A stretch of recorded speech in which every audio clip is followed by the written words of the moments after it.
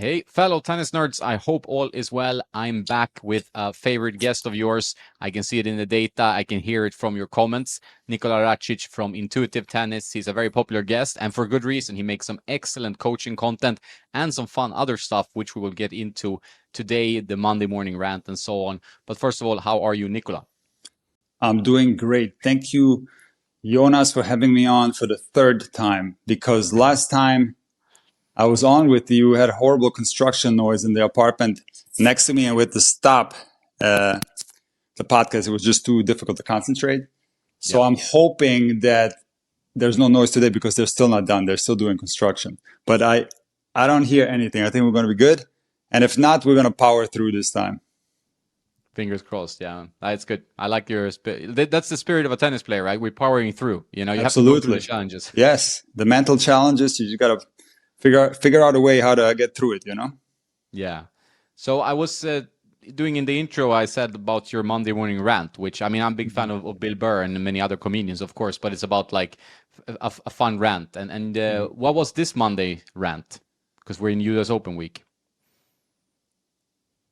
Let me think. Now you stumped me already. Let's see. Yeah, I Hold on. I like that. make so I much like content. I that. make daily content. Let me think. What was I know. the you know what was it? Tell me, because I It actually was don't know. the predictions US Open and the Well, farewell to Sauken Isner. actually, that wasn't a rant. See that because I released that on a Sunday, I think. So that actually wasn't a rant. It was just predictions. But the one before that was, I think, when I talked about equal prize money. Yeah, That was the rant from before. before. But the whole thing with the rant, I can tell you how I got the idea about that and why I'm doing that. So one of my biggest hobbies is looking at tennis results and looking at rankings. Even when I was a little boy in Germany, I would read the German tennis magazine, and they had rankings in there. They had results, and man, I would study that like it was just a passion of mine. And there's a story that my parents told like hundreds of times. They think it's the funniest story ever, where they would quiz me on the rankings and ask me what's this guy ranked or whatever.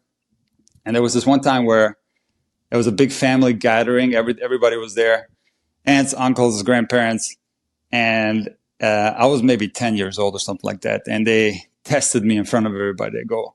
They started with a few easy ones, like what's Becker's ranking, and I got it right. And then it's like, what's Edberg's ranking, and I got that right. And then they go, what's Stenmark's ranking? And I wouldn't know because I never heard that name before. And I just made up a ranking. I said like a 69 or something like that. And everybody started cracking up, laughing like crazy because they picked out some famous Swedish skier that wasn't even a tennis player.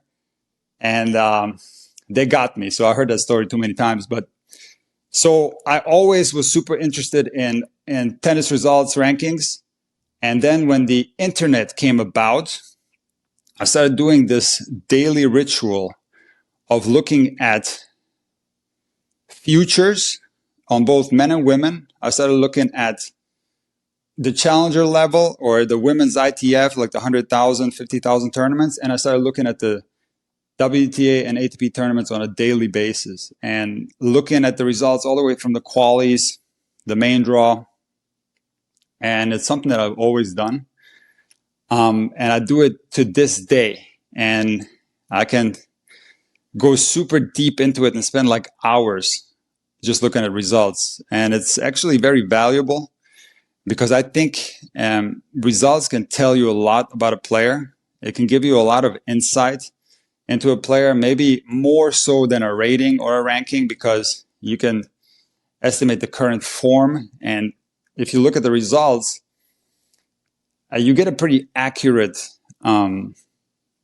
level of the player in your head. And so, for example, I'll just give you an example. Like recently, I was like just scrolling through results, and all of a sudden, I saw the name Robin Haase in the qualies somewhere, and I'm like, wow, wait a second, I thought this guy was retired. You know, the Dutch guy, Robin Haase, Yeah. a tour player for many years. And I started looking. I didn't know he was still on tour because he's older. He's almost 40.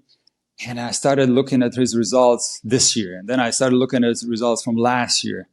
So I can kind of fall into a rabbit hole that way and spend a lot of time doing that. And so I have a lot of opinions in my head, just like conversations with myself as I'm looking at these results. And I thought, you know what, like, why don't I like just talk about this publicly? And that's how the idea started about Monday morning rants. And when I first started, it was basically, I didn't want to bore people with challenger results, but I wanted to go through like all the WTA tournaments and all the ATP tournaments and talk about the draws in each tournament.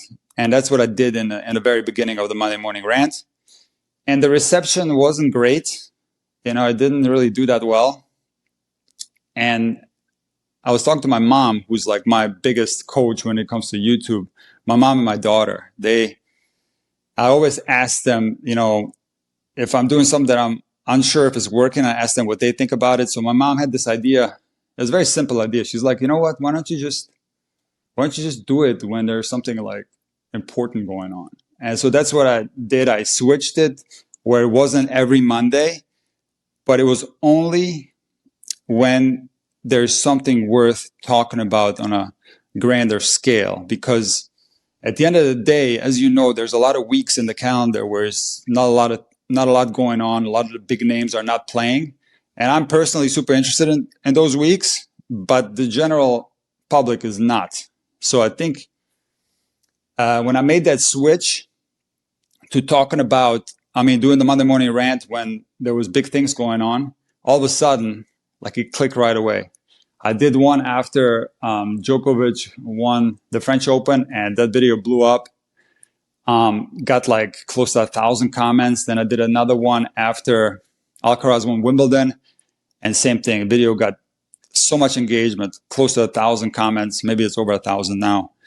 And those videos did well. So what I'm going to do from now on is only do a Monday morning rant when there's really something exciting going on in the world of tennis. On a weekly basis, I think it's just simply too boring, you know, even though there were some people that liked it, but I think for the general audience, it was just too boring. Yeah, I've tried similar formats, like doing it weekly, you know, and it's tough to get engagement because like the average tennis week is really just super exciting for the mega nerds. I mean, even bigger than the tennis nerds. I'm the tennis nerd too. Yeah, I'm sorry to interrupt you, but like I'm just like you. I'm a tennis nerd. Okay, so we're brothers that way. We're both nerds. Exactly, it's a good community of people, and that's why I love talking tennis with like-minded people, because I remember when I was a kid, I was watching like also the rankings like you in a way, and you know, study. I mean, Stefan Edberg was my idol growing up, right? So it's like in that era, Edberg, Becker, keeping track of the rankings. I was air swinging around the living room, you know, French Open on the TV. So it was a that's how you grew up. So you kind of bit brainwashed, you know, to do that in a way, right? Yeah. But you know what I heard? Somebody told me that they saw Roger Federer on a computer looking at futures results. Going a few years back when Federer was still like in the top 5. Somebody saw him. He was checking out futures results. So this is like a thing that's just fun, you know. It's just fun to see what's going on in the tennis world, let's call it professional tennis world. It's just, I think a lot of people do that actually. So yeah, and I think there's a point to it. I also start to understand like how important that is for the players as well. Like a lot of the pro players, they keep track like who's coming from like below, who is doing well, like in the same kind of category of player, whether it's top 10 or top 100 or top 1,000, you know. So it's like they want to keep up to date also, like what is this guy doing, how is he playing, partly because it helps them if they have a match against them, but it's also because they're curious and they love tennis, right? Most players really love tennis overall, I would say. Well, I agree with you 100%, but like I said earlier, to me it's the most revealing thing about the player, and that is the results. A lot more revealing than ratings and to some extent even rankings. The results show the momentum of a player. So I remember a few years back, this player called Carreno Busta, you know him, right? Spanish guy. The guy was exploding through the future circuit, like winning one future after another. And you just look at the results and you're like, okay, like if this guy is not going to be in the top 50 or top 20 or whatever, I don't know who will, because you look at the results and the guy's winning one future after another the whole year. And eventually he started playing challengers, started winning those. Very similar with Davydenko back in the day, who Davydenko grew up in the same state in Germany where I grew up, in Westfalen, and he played a lot of the tournaments that I played. And there was several occasions where I almost played against him. That was like one match away, I ended up losing, and then almost I wish I would have played against him because he was like one of the most unbelievable players that I've ever seen. But the same thing happened with him. He like was playing, and all of a sudden he just started winning at these lower levels, like just blowing through the lower levels, and it was inevitable. You can just see that this guy was going to make it. So that's what I mean. Like when you look at the results, you see the momentum of a player, and it's super important to look at that. Yeah, and it's like tennis is such a confidence game, right? So if you see Yes. a guy who's racking up wins in futures, okay, it's futures, it's not ATP tournaments, but if he can keep that momentum going, he will soon start doing the similar patterns in Challenger, Yes. maybe losing semi, losing finals, Yes. and then he builds up that, and that keeps like a snowball effect, right? So this is what players do. That's why you have to Yes. keep track from a lower level, see how they actually rolled through draws, and like maybe they don't lose a set. It's a good sign of confidence and superiority, right? Well, also you can see the scores too, and the scores can be revealing. How are they losing? Maybe if you see a guy losing like 7-6, 6-1, or if you see a guy win the first set, losing the second set 7-6, and losing easy on the third, and if that you see a pattern there, you see there's some maybe some mental issues. Also, you can see negative trends and results, where guys are in a slump. But if I go back to Davydenko, and I do think you have the best tennis podcast in our niche, and I hate to mention another podcast, so I apologize for this. But on the Functional Tennis podcast, Fabio interviewed Davydenko, and Davydenko said that when he was going through that period where he was transitioning from the Challenger circuit to the ATP circuit, because I think he played a tournament somewhere and went deep into the semis or the final, and all of a sudden he was on the ATP tour, he broke in the top 100, and it was over from then, right? But he said that there was absolutely no difference in his level or the way he played when he was on the Challenger circuit compared to the way he played on the ATP circuit. So it's all this little switch mentally that was turned on. You can call it confidence. There's probably other factors there, but that's what tennis at that level is all about. It's the subtleties of it are crazy.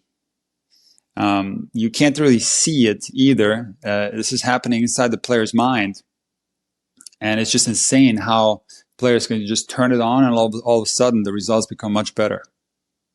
Yeah, and it's interesting also, like some players, I talked to Karu like the other week, like he had said he had a mental block on Challenger level. Like he was winning futures, Yeah. but then he got up to Challenger, he felt like that was a big step without, even considering maybe the actual level. He was just in the head more, like this is much better, the much better players, Yes. highly more higher ranked, stuff like that. And I think if you have that mental block, whether you go from futures to challengers to ATP or WTA, whatever, that's tough then. Like that block is big. Like if you have that block, even if it's not in your game, it's in your head, and then it can really be a problem, right? For you. There's so many challenges when you play tennis at the high level.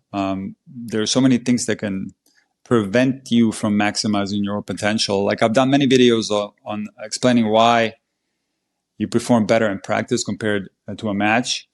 And one thing that I used to do, which kind of relates to what I was talking about in the beginning, studying the results, is I used to put my opponent on a pedestal.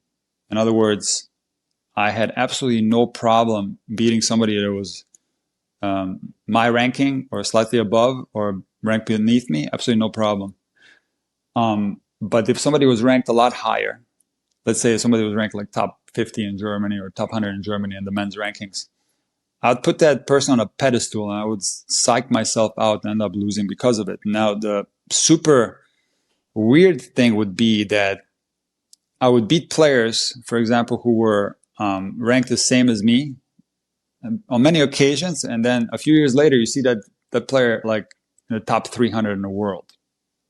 So I do think there is a downside to a player studying results too much and putting opponents' level above yours based on rankings or ratings or whatever it may be. I think it could be a big mental trap, and that is overestimating your opponent. And I kind of stopped doing that when I went to college, Mel Purcell, my coach, he also used to play on tour.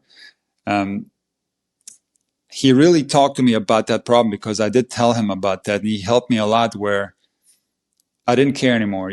I just took the actual match in present time, and I didn't care what happened before so much. I didn't care about the previous results. I stopped worrying about that, and that helped me tremendously, and I was able to beat some really high-ranked players. So I wish I had that mindset early on when I had, a lot of chances in juniors and stuff like that, because if you talk about the mental game, you was talking about Carew, all players have certain mental blocks that you have to try to overcome somehow. You have to really work on them, identify them, and try to get rid of them. Otherwise, it's going to be tough to maximize your potential, Yeah, I've sent out a newsletter, I think it was yesterday, about I played a recent tournament. I haven't played a tournament in like 3 months, so I played an open, and there were some the top seed was 150 in the world 3 years ago, so it was a high level tournament. And 150 ATP. Yeah. What was his name? Enrique Lopez, Kike Lopez. He won the Challengers 2019. Yeah, good player. That sounds familiar. That sounds familiar. Beat Kyrgios not so long ago. But wow! And this guy was in the tournament that you played. Yes. Yeah, well, what kind of tournament was this? Was it prize money? It's like a prize money open, Marbella here in Spain. See what I mean? This is the European. This is what I keep telling people. The level of play in Europe and the prize money tour is unbelievable. And then the club system is so high. But sorry to interrupt you. Keep going. Yeah, no. But and so he was playing. They were the best guys in the region, and there was a guy who is, I think, 900 now. He's a younger guy. Kike is like 32, but I mean, unbelievably high level, right? So, but this guy was coached by Almagro, the other guy, Andres Fernandez, coached by Almagro. So those two were the best guys. But then there were other very, very strong players, but not like ATP ranked. And I had to qualify, obviously. So I went through 3 qualifying rounds, and then I managed to qualify. And then I get like Andres Fernandez, who's like 900 ATP in my first match. And obviously, you're like, okay, this is it's a joke, right? But so wait a second, you qualified for the main draw? Yeah, for this tournament. Yeah. Nice, man. So you must be playing really well. Yeah, it's still I'm playing. I'm playing more and more tournaments. So what was your score against this guy who was 900? You guess. I don't want to guess. I don't know. You tell me. Yeah, no, I got 10 points. I so you completely. You lost 0-0? Yeah, 0-0. Yeah, okay. Yeah, I mean, look, that's like, we talked about this last time. Like, there's some difficulties when, players who consider themselves more rec level play against players who are more at the competitive level. There's just a big gap there, Huge gap. It was a huge gap. And also mentally, that was what I wanted to get to, because like, if I play my best and, really pushing myself, maybe I can get a game from this guy. I mean, I've gotten games from guys who are like around the same ranking before, but it's like mentally you're like, and also the guys I played before were good players, but they were more on like, coaches, like tennis coaches who want to play a tournament. They can play good tennis, but they're not in the competitive circuit of any kind, right? So you go from that, and then you play a guy who's training every day, playing high levels, 24 years old. Every shot is like a super heavy topspin coming big. I mean, it's like this guy, and he was on fire the whole tournament. So he beat the previously 150 ranked player 6-2, 6-1 in the final. Oh, wow. So this guy was on fire. He lost like 5 games the whole tournament, right? Wow. That's amazing. And I told him, you're playing, like I played with guys who are 200, like just, had a hit and played some games. I never played anyone who just plays with this kind of confidence, just blasts. Like every shot was just amazing, But no matter what, like what I wanted to get to was kind of, you have to go into, this was a silly match because he's so much better than me, but you should really go into every match with your identity, play the tennis you play. And in chess, they have this interesting thing, like on certain like online chess sites, they have this focus mode. So you remove the rankings, because chess have rankings like, tennis. So like you're playing someone, but if you put focus mode, you don't see the opponent's ranking or title. So I'm a title player, like meaning that I'm a tour player. In chess, I would be somewhat tour player, lower level tour player. But if you remove the rankings, you don't get this block in your head where I'm playing a grandmaster. I'm playing someone who is going to beat me 100 out of 100. And you will always play better. Like always, like if you check I'm sure if they check stats, if you use that focus mode where you don't see the opponent's ranking and title, then you will play better for sure, because it kind of puts like, I'm going to lose this match no matter what I'm doing, right? So It's true. Like Mike Tyson said once that most of the guys that he fought lost before even stepping into the ring. This is a real thing in tennis too. Players who face, let's call it the big, the big three. There's no more big three, but players that are, let's say, like top 10 or top 5 in the world, where they mentally psych themselves out and they lose that match prior to even stepping on the court. Now, I do want to add that sometimes there's a discrepancy in level where if you have somebody play Djokovic or Alcaraz, for example, there's just, in some cases, too much of a discrepancy there, right? So there's literally very small chance that the other person can win who's ranked lower. But having said that, even though these players would probably lose anyway, they lose even prior to stepping on the match court. And this is true across all levels. And this is why I keep telling players, even at the rec level, that don't put your opponent on a pedestal, when you're facing somebody who maybe has a little bit higher rating than you or whatever. Just play the match in real time. Maybe scout your opponent, try to find some flaws in the warm-up and just play tennis in real time and play your best. And like you said, it's very interesting the way you compared it to chess. I 100% agree. I do think that you're always going to play better if you're not so concerned about the level of your opponent. yeah, I think so. And I mean, in my case, it was too much, right? But let's say I played someone who was lower level than him, and I would have, it might have given me better chances. This case was one of those.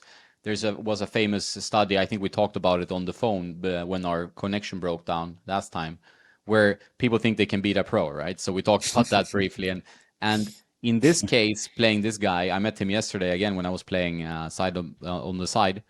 This guy is just too good. Like I cannot reach up to his level. He's playing. He's gonna also be, if he keeps playing like this, he's gonna be 200. I'm sure. I mean, if not, Right. I mean, this guy has huge potential, in my Right. opinion. And also, if you're coached by Almagro at some point, they know you're good. You're gonna Of be a course. good player.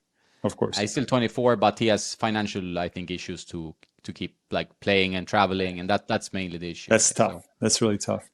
yeah, it's tough. But I'm just saying, like, when you're playing a guy like that and going from like a coach who's good, but you can beat him, and you're playing a level match, and then you go to a guy who plays on pro level, whether it's a lower level pro level or a higher pro level, there's no chance in hell I'm beating this guy. Like, there's no, I mean, sadly, it's how it is. It's physics. This guy's played tennis Yeah. since he came out of his mother's womb, right? So, and, Right. and Right. everything is so professional. And he was also, and what I liked about his game and how he did the match, I mean, he could see that, okay, I'm going to beat this guy. He's not a pro player.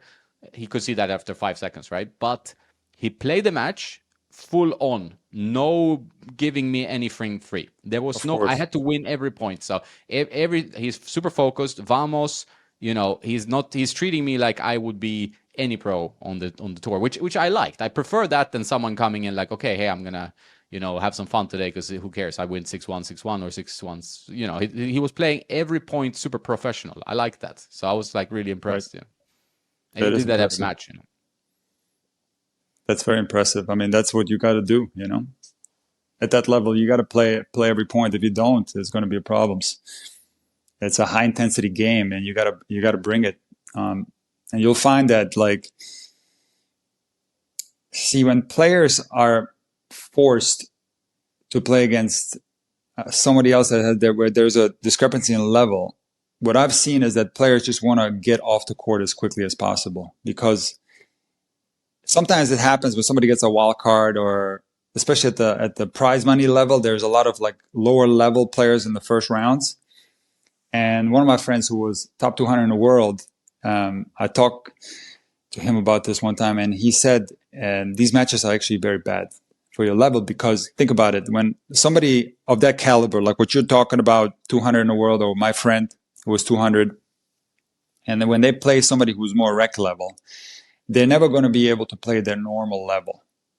So what they're going to try to do is go on the court and win 6-0, 6-0 as fast as possible and just get off the court. Because the longer they stay on the court with someone like that, because there's no flow in the match, there's no rhythm, there's no long rallies, they can actually mess up their game a little bit where they're playing maybe a little bit worse the next match.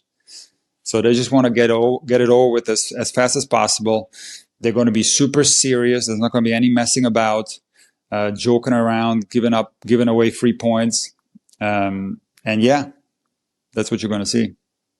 Yeah, and I think it's good learning, because I discussed this with my friends who are tennis coaches as well, and they have a student who's very good. Like, he's a very promising player. And he has this tendency sometimes, if he plays someone, like he's 15, 16, right? Mm-hmm. If he plays someone that he should beat, that he's a little bit toying. Like, he's he's a teenager, right? So that he kind of gives away a few points. It's like, I was supposed to be nice today. I mean, who cares? I'm going to win. And they got pretty pissed at that. They don't like that attitude. They want to have like a professional academy. So they believe, like, if you play someone who are 2 levels weaker, 3 levels weaker, whatever, go in, just win 6-love, 6-love, and leave the court. Like, that's it. Like, you should play every point the same way you play it against someone your own level or higher, right? And I think that makes some sense. Yeah. So if you watch the match between Emma and Shamir on my channel, I told Emma prior to the match, I want you to try to get a golden set. I want you to try to win every single point. And so that in itself is going to give you a little bit of pressure. It's going to give you some mental hurdles to overcome, because if you go into a match like that wanting to win 0-0 and wanting to win every single point, you're going to get a little bit pressure, actually. Even though, if you don't go in there with pressure, you might win 0-0, but you also might win 1-on-1, right? But if you go into that match with the goal of not losing points, you're going to feel a little bit of tension because of the pressure that you created for yourself. And now this type of match can be a little bit more valuable. And that's what she did. She played Shamir, and she, I think, lost a total of like 10 points or something like that. She won 8-0. So in that aspect, it was a little bit of a benefit to her. But like I said, generally speaking, those type of matches for the good player are actually not good for them. The best thing, really generally speaking, in tennis, if you play players who are around your level, where the discrepancy is not so big. Anytime you have a huge discrepancy in level, whether you're playing somebody that's much better than you or much worse than you, the level of the match is going to be very poor. In other words, there's not going to be a lot of rhythm, not going to be a lot of rallies. So the level is going to be poor, and you're not going to benefit so much from that. But when you play somebody that's closer to your level, from a mental standpoint, there's going to be a lot more pressure, because usually when you play somebody where the outcome is very predictable, there's going to be less pressure, right? But when you play someone where the outcome is unpredictable, you're going to feel more pressure. So you're going to work on your mental game. And also, generally, the level of the match will be better when you play somebody closer to your level. So a lot of people always ask me, Nick, what type of opponent should I play? And people often want to play players who are better than them. That's generally true for across any levels. Junior level, recreational level.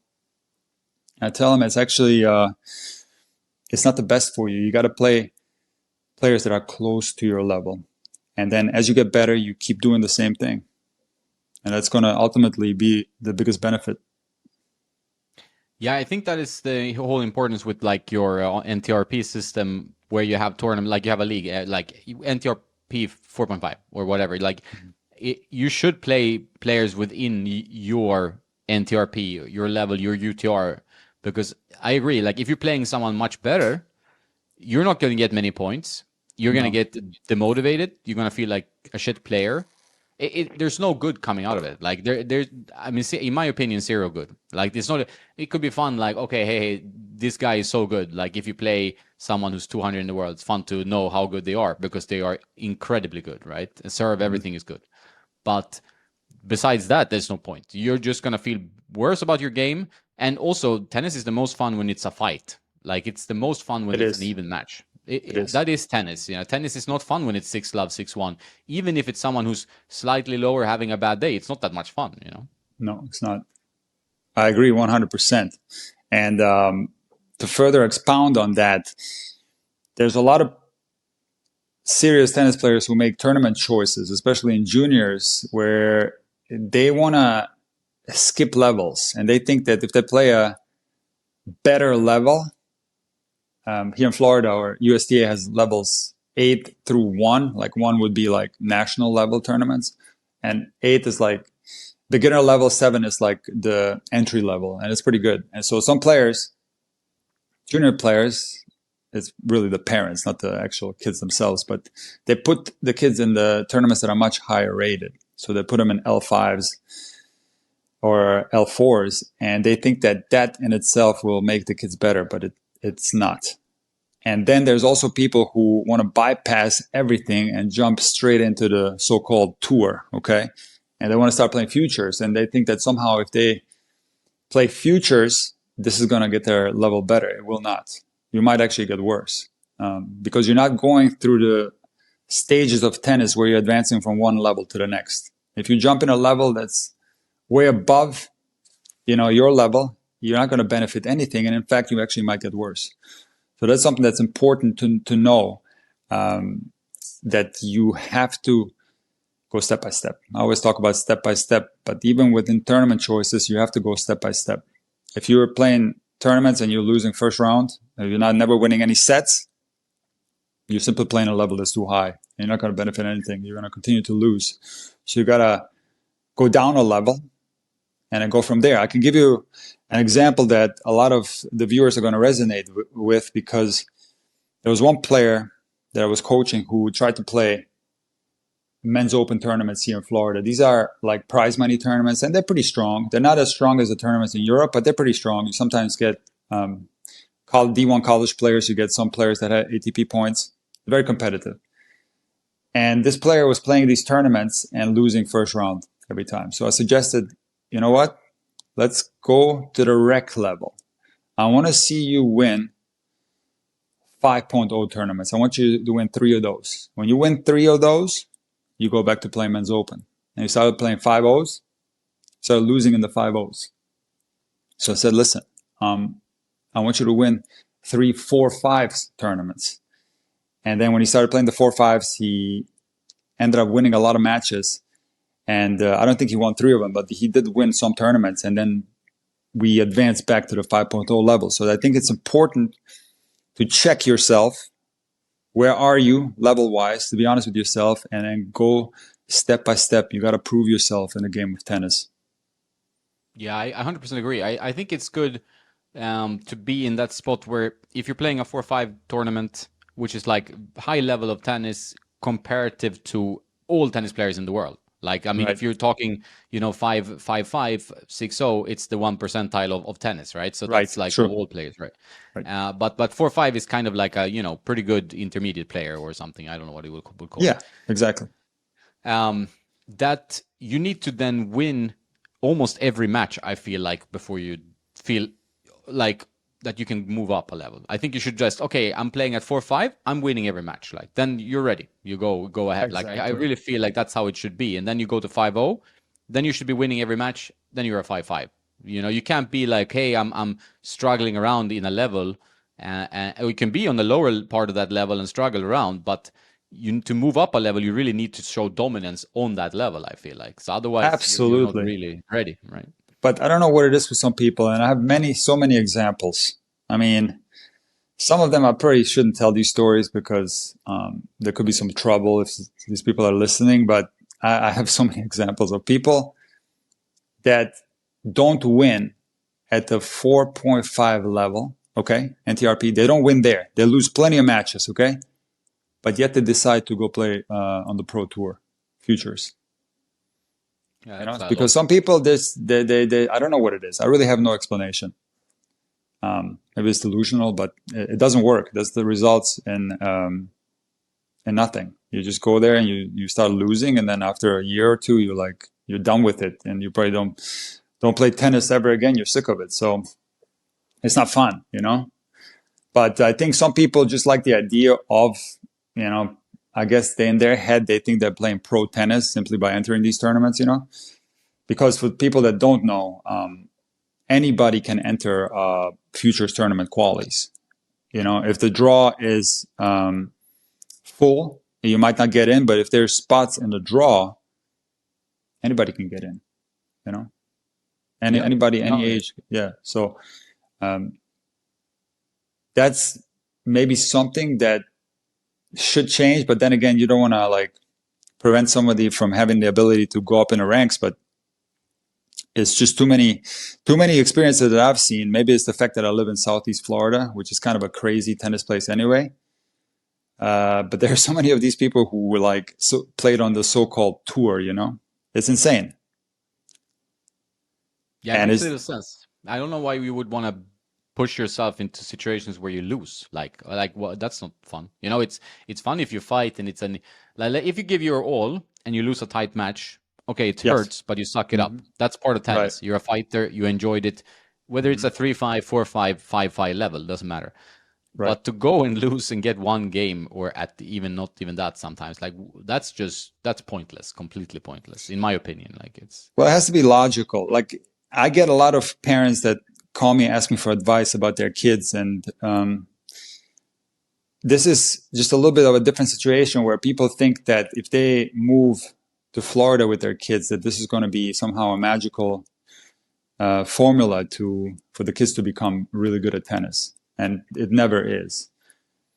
So when it comes to that, as far as going to academies and stuff like that, it's really unnecessary if you are at a tennis club where there are kids who are better than your kid, right? So if you are at a club where, unless your kid is dominating, there's absolutely no point in going anywhere else. And if your kid is dominating, then maybe like go to like a local academy.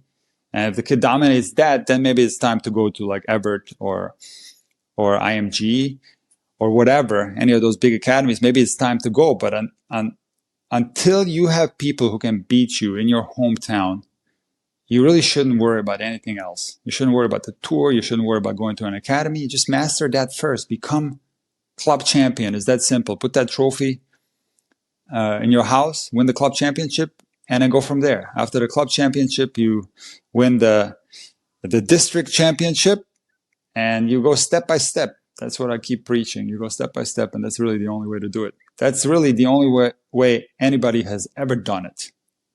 Everybody that you're watching on TV, they've gone through the process. Nobody has started right away on the ATP tour. Everybody went through the process of playing juniors and then going from the small tournaments to the big tournaments gradually, and that's really the only way. I think you really in tennis have to, since it's such a difficult sport compared to, for example, pickleball or whatever, you know, it's like you have to, and a small this, you have to embrace the journey, right? Like you have to say, okay, if I am a recreational club level player, Yeah, becoming better is very, very difficult, but I like that it's difficult. It's a challenge. And you have to work on the fundamental skills of tennis all the time, whether that's footwork, all your different strokes, going to the net, hitting a slice, match strategy, mental toughness, all these kind of components that everybody in tennis needs to work on. But you just need to take it and see, like, who am I? I'm a 4-0, 4-5, whatever. And then just work with that and be happy with your 1% progress. Because like you said, there's no, and I think that's really good advice for most people listening. Is like, in tennis, there are definitely no shortcuts. There's not one single shortcut you're getting. Like, there's nothing for free. It's a very demanding sport that requires a lot from you to improve. Either you embrace that or you change sport, pretty much. I think in general, like it's a little bit how it is. To really love tennis, you need to love the struggle. It's kind of like that. It's masochistic sport, you know? it is. There's a lot of suffering. Yeah. There's a lot of suffering, and you just have to enjoy the process. And if you're in love with the idea of hitting the tennis ball, it's going to come natural to you. You're going to embrace it. You're going to love it. You're going to be passionate about it.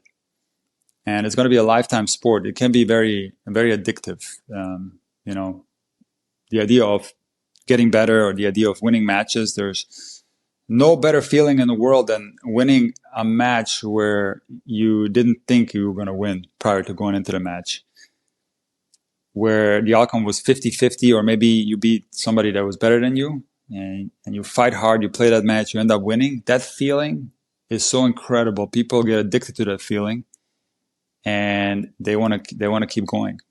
And it never really dies, that feeling. And I don't care what tennis player you talk to, everybody still somewhere in their head still has that desire to play and get that feeling of winning. or the feeling of when you're in a match, when you know you're about to win, when you can just feel it. And it's such an addictive thing that you want to do that for as long as possible. And I see the passion in the players. For example, Emma, who I feature on my channel, she didn't play for many years, and she always had that hunger inside, and now she decided to give it another try. You see it on tour with players like Svitolina or Wozniacki who have come back. And did I hear right that Carew is going back on tour? Is that true? Yeah, he's actually playing a futures right now. He's in the quarterfinals against first seed now. I think tomorrow, next match. So you see that like that desire to compete, play, and to win, it's always there, Yeah. So that to me is the beauty of tennis, because it's an individual sport. If you can find that, if you can fall in love with that, you will play tennis your whole life. Like, I love the idea of hitting the tennis ball and working hard and grinding out there. Like, I start every day by hitting some tennis balls. I drop my daughter off at school. I go to a wall and I do like a hardcore wall session for 20 minutes. I hit against the wall like a maniac, and it just makes me feel good. I don't know. I love it. I never want to give that up. As long as my body is still somewhat okay, if I can do it, I'll continue doing this for the rest of my life. So, can you teach this to other people? I don't think so. I don't think I can instill this passion into anyone. I'm sure I can motivate people with my videos or with my coaching. In person, I can motivate people to work hard, but can I instill a passion into someone? I do think the passion has to come from within. It has to be found by each individual person. So that part is a little bit tough, but yeah, tennis is really, it's a beautiful thing, man. It's a beautiful sport. Yeah, I think so. That's why we're here. I mean, like it's a joint passion, and it's a strong passion, and you want that Yes. passion to spread and to grow. I think that is like the main purpose of what we're doing in a way. Well, at least a very broad goal. But as you said, like you can't force someone to feel the way you feel. Like I always feel my best in my life when I'm playing tennis. Like I always feel really good Yes. after, before, during I'm playing tennis. Matches can be tough. Like I do, that is a bit of a, like a, you have to push yourself to play matches, because it's going to be a nervousness. You're going to be a little bit iffy if you lose. You're going to be happy if you win. It's a sacrifice. You need to get into it. Sometimes you're in the mood for it, sometimes you're not. But I think, like I wrote in my newsletter, like playing matches is so important to enjoy tennis even more. I think like it's to grow that tennis. Like you can enjoy just hitting the ball, but I think match play is when tennis really is at everything. You get tennis in full stereo, right? Well, it's the ultimate test of your abilities. So you can practice the technique as much as you want. The actual match is going to be the ultimate test of your abilities. So I do think the matches are incredibly important, but there are some people who either they don't like to compete or they don't care to compete. But I have seen some people who just simply like hitting the tennis ball. For example, a lot of people know Anna from my channel, who's currently recovering from foot surgery that she sustained during dancing, but she doesn't care one bit about playing matches. She doesn't care. Like, I asked her many times if she was going to join a local league, like a ladies league, and she doesn't care. She just likes hitting the tennis ball. So there are people like that. But I think the ultimate experience in tennis is having a goal when you're training is going to make you train more accurately. It's going to make you train harder, possibly, when you have a goal in mind. For example, you want to get your NTRP level up, or you have a tournament in a month that you're trying to prepare for. Now your training becomes even more important, even more serious. And now you have the ultimate test, that competition that you are planning to play. And if you end up doing well, you're going to be so happy about it. You're going to feel so good about yourself. You're going to be on cloud nine. But it's a big gamble, because if you end up losing, or a heartbreaker, or you end up losing, you end up playing horrible and disappointing yourself, now you get the other aspect of tennis that's not so nice. You're dealing with negative emotions. And also, as these competitions are nearing closer, some of them are going to create more pressure There's going to be different things happening at the competitions that are going to create pressures inside of you where you're going to feel so tense and uncomfortable the day of, or maybe even the day before the match. And I think this is why when you talk to former greats, when you ask them whether they want their kids to be pros, most of them will say no. I think that's changed a little bit now because there's more kids of former greats that play. But especially back in the day, if you ask a great player whether they want their kids to play, they're going to say no, because they know that it's a roller coaster. As much as great as that feeling is of winning, that feeling of losing and the pressures that you're feeling when you're competing are just as bad. So it's like really a roller coaster of emotions, and it's very tough. But you're willing to do it. You're putting a gamble on it because you have the passion for it. So that's what it comes down to. Yeah, and I am a guy who completely understands. Like I used to just love hitting, like I still love just hitting balls. Like I testing, Yeah. obviously since I've been testing rackets for so long, like I love testing a racket, seeing how this tension works with this racket, how this racket performs, whether it's stiff, Yeah. whether it's, soft or so. I enjoy just hitting balls. But the more I get into playing, tournaments on the ITF seniors, Masters Tour, stuff, like I really enjoy like battling with myself. Like it's a war with me more than the other guy. I don't care about the other guy. I'm not going to go and talk about lines, although I've had enough discussions with people who are really crazy in my short tennis career, but I really like to have the battle with myself, because I'm really hard on myself. So I want to have that, like, calm down, work on yourself. And if you have a tough loss, which I've had as well, you work with it. But if you have a great win, like you play 3 hours and you win in 3 sets and you drive home, you feel like you're on clouds. Like you feel like, shit, I got it done. That feeling is addictive. Yeah. And it doesn't even have to be a tournament. It could be a practice match. In fact, like I played a match a few days ago, which is rare. I don't really play that many matches, but I played 2 sets against the 18-year-old. And it was in the middle of the day in the heat. And I did pretty well. And then afterwards, I had a pretty good feeling, I was like thinking, you know what? That felt pretty good. So I can see like how you can start getting those feelings, and all of a sudden you start thinking, oh, you know what? I'm going to come back. I'm back. Yeah. But of course, in my case, I'm too old. But that's how players end up making comebacks, because they're like, they get that feeling again, and it's just an addictive thing. But I want to tell you one more thing that you were talking about, the battle with yourself on a tennis court. I think that's one of the most beautiful things about tennis, that it reveals your character, the game. And they asked Novak during the US Open whether the 36-year-old Novak would beat the 26-year-old Novak. And Novak jokingly said, yeah, this 36-year-old would destroy the 26-year-old. But then he was just kidding. He said, listen, every time I step on the match court, I'm playing against myself. It's an internal battle. And that is really what tennis is all about. It's playing against yourself. And for the people that know what I'm talking about, they know, because if you're out there, it's really a battle against yourself. It's a beautiful battle, but it can be, I know people like who don't play so many tournaments or matches, and they start playing and they lose matches they don't think they should lose. Like they I'm playing this pusher guy, whatever, I heard this from friends. Like, I'm going to play this guy. I'm thinking, yeah, he should beat him 6-love, 6-1 or whatever, And then he loses the match because he cannot deal with this guy who just puts the ball back. And even though this guy has good strokes, he hits them out, right? Like, that happens. And then you hate yourself. So there's a connection to like your self-worth and the sport you're doing. So if you love tennis and you feel like you suck at it because you lost to a guy you don't think in your head you should lose to, at least, that has like a connection to you, like, so that's something you have to battle as well, like that internal, like some people put them too close together, I feel like. And the same with chess that I mentioned before. It's like a person who loses at chess, because chess is like kind of like, mental game, but also like a little bit IQ. It's not really IQ, it's a game, but people have this perception of it. Then they feel like, oh, I'm a more stupid person, or I'm a less valuable person because I lost to this guy.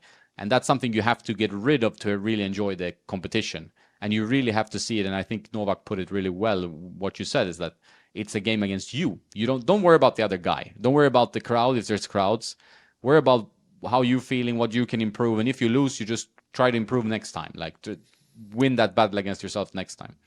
But I want to I want to just kind of expand on that, because Novak also said during the grass court season that a lot of these mental things in tennis is easier said than done. And he talked about the fact that he is by no means perfect mentally on a court. He goes through the same ups and downs that people at the recreational level go through. But he's able to snap out of it. That's the big difference. So he goes through the same challenges as everybody else, but he snaps out of it rather quickly, where some other players might let those negative emotions linger around a little bit longer, and it affects the match. Or some players who are maybe mentally weaker, they completely tap out and they end up losing the match. So, I mean, it can get quite complex. What can trigger this? It can be many, many different things. The mental game of tennis is very complex. We could talk about this for hours. But that's, I think, Novak's biggest strength, according to him, what he said himself, was that he's able to snap out of these bad things that can happen on a court. And he said it's impossible to not be affected by the bad things. You are going to be affected by that. It's just human nature, but it's how quickly you can get out of those states of minds. It's going to determine whether you can win matches or not. But it's just a lot of times it's cliches. It's easier said than done. Don't get upset. Think positive. Hey, let me see you. Miss an easy volley on break point, or miss an overhead on set point. Let's see if it's not so easy, to control some of the stuff that happens on the court. Bad bounce, bad call, you get cheated. Now, it could be a million things. Maybe it's loud noise around the court, annoying opponent. It could be a million things that are going to affect you in a bad way where you don't really have control over that. So it is natural for you to go through these, let's call them like changes of your state of mind, where it's like a roller coaster. But the players who are best mentally, and I think Novak Djokovic is the greatest player in the history of the game from the mental perspective, and he's able to snap out of it so quickly and refocus and end up winning matches that he should lose. He's the absolute best that I've ever seen. And there's many other ones that are great at it too, but he's the best that I've ever seen. Yeah, I think the numbers bear that out as well, because it's you can also, he's so visibly sometimes feeling like maybe Federer was more of a stone face. Rafa is also a little bit of a stone face. You can see Rafa's emotions, but he always fights like he's a lion, right?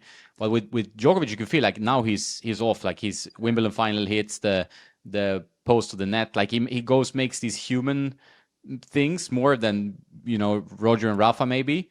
But then somehow, even if he does these things that, throws the ball out of the stadium, whatever, he always finds a ways to come back to GOAT level, which I find really remarkable. Because if you see anyone else kind of lose their shit, Nick Kyrgios, whoever, they kind of stay often in that lose shit mode, while he always finds like he has some reset button internally where he just centers himself and then he just, okay, I'm going to pass this guy next shot, Yeah, well, that's a very difficult topic, because I've observed some players at that super high level who can play well under adversity, and they can also play really well when they behave poorly.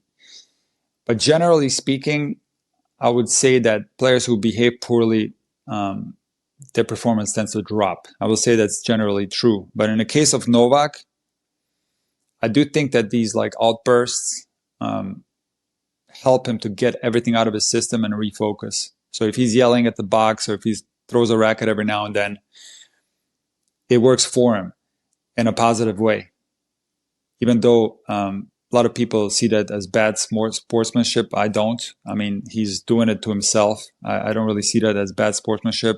He's not like holding up the game like McEnroe used to do. Is it nice to do that? No, it's not nice, but it's just him. He's just being himself out there. So I never really looked at that negatively. On the other hand, I think Roger Federer, when he was younger, he identified his bad behavior as something that was affecting him negatively. So it wasn't like Djokovic or McEnroe. It was something that was making Federer play worse. And a lot of people don't know, but Federer was very misbehaved in juniors. He would throw the racket into the back fence indoors and rip a hole into the fence, like many of us did in juniors, just knuckleheads misbehaving, throwing rackets, screaming. That was Federer in juniors. And then early on tour, it was very similar like that. He's actually kind of a hothead on the court. But I think he either identified this himself or a coach identified this as something that was holding him back. And then he completely flipped it around and became like Stefan Edberg out there, beat Sampras, completely emotionless, stoic. And I think that worked in his favor. So when it comes to answering that question, there's no right or wrong. It has to fit the personality traits of a player.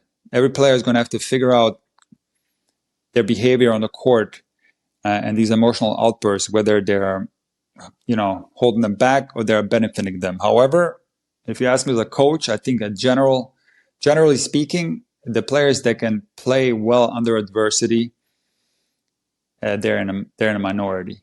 I think someone like a Kyrgios also, a lot of people don't realize that, but he plays his best tennis under adversity, actually. If you really look at the matches, if you study it, he plays really well under adversity. It's definitely something that he thrives under. And players like that are rare. Most players, when they get angry, they start falling apart. Yeah, I think depends very much, like you said. I think for Novak, he needs to get it out of the system because it like boils up, and he knows that I need to release this so I can refocus.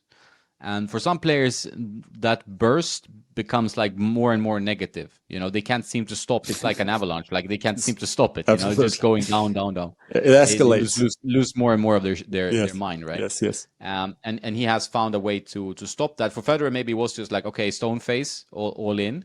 Yes. Rafa seems to have this magic, just like no matter what, I'm gonna play the next point the same way I played the previous point, same way I played the previous point. I don't know where he learned. I mean, obviously with Tony, but that he seems to handle it a bit differently, Ralph. But you think if I compare Nadal to Federer, I think Nadal is a lot more expressive when he's not doing well, a lot more. Now, he doesn't throw his racket because of the respect for the game, and my hat is off to him for that. I really like that about Nadal. But he is definitely more expressive when things are not going well. He has a tendency to punch the strings or do like facial expressions that are negative. So he's more expressive than, for example, Borg or Edberg or Federer. Even though Federer did have every now and then an outburst where he like hit the ball into the stands at the French Open, or he smashed his racket in Miami one year. So that old Federer, let's call it the real Federer, would come through sometimes. But I do think there's a big difference in when you look at the big three, the way they approach negativity in the match is completely different on each player. There's big differences. Yeah. I think you need to like have a really good idea of yourself to really integrate these things. I mean, you can learn from all the top guys, of course, but when you're playing your own matches, for example, you need to have an idea of what are you doing in a match. For example, are you getting too negative on yourself and then you're losing the set 6-love, or do you have like a release valve? Do you need to scream out something? Some people need to do that, and some people can do the stoic, but it's stoic seems to be the toughest one, right? What are you doing when you're playing a match? Are you a crazy guy or a stoic?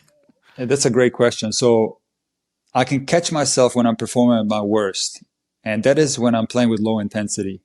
So if I'm playing out there, I'm not grunting, and there's no intensity, I'm just going through my motions. This is when I play my absolute worst tennis. But when I'm engaged and when I'm playing with high intensity, that also might include me like maybe exploding every now and then and ripping the ball into the fence, or I don't really throw rackets because I always play with old rackets and I can't afford to throw them because they're hard to come by, and they don't even have them on eBay.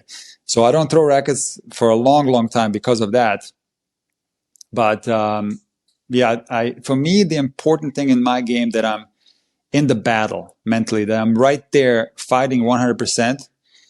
If I feel myself with low intensity, this is where I'm at my worst. So if the high intensity includes some negativity on the court, and I put a lot of my matches on YouTube, where some people were seeing this as negative, the way I was behaving because I was mic'd up. But for me personally, when I'm like that, when I'm engaged, when I'm like high intensity, and even maybe there's some negative self-talk every now and then, this is when I'm usually at my best, me personally. So the key for me is to find that battle inside me where I want to give it my 100%.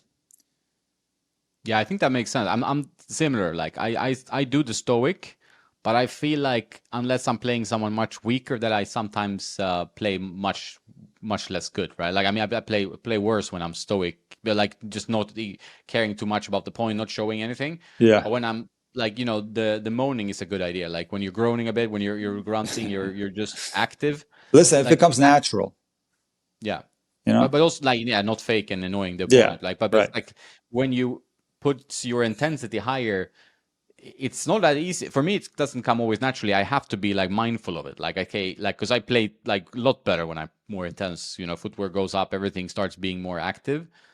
But then it's sometimes you go on a match and you're like just not there. You're like mentally checked out a bit. You're like just Yes. going through the motions. That's very dangerous, I think, because you're not enjoying it either, right?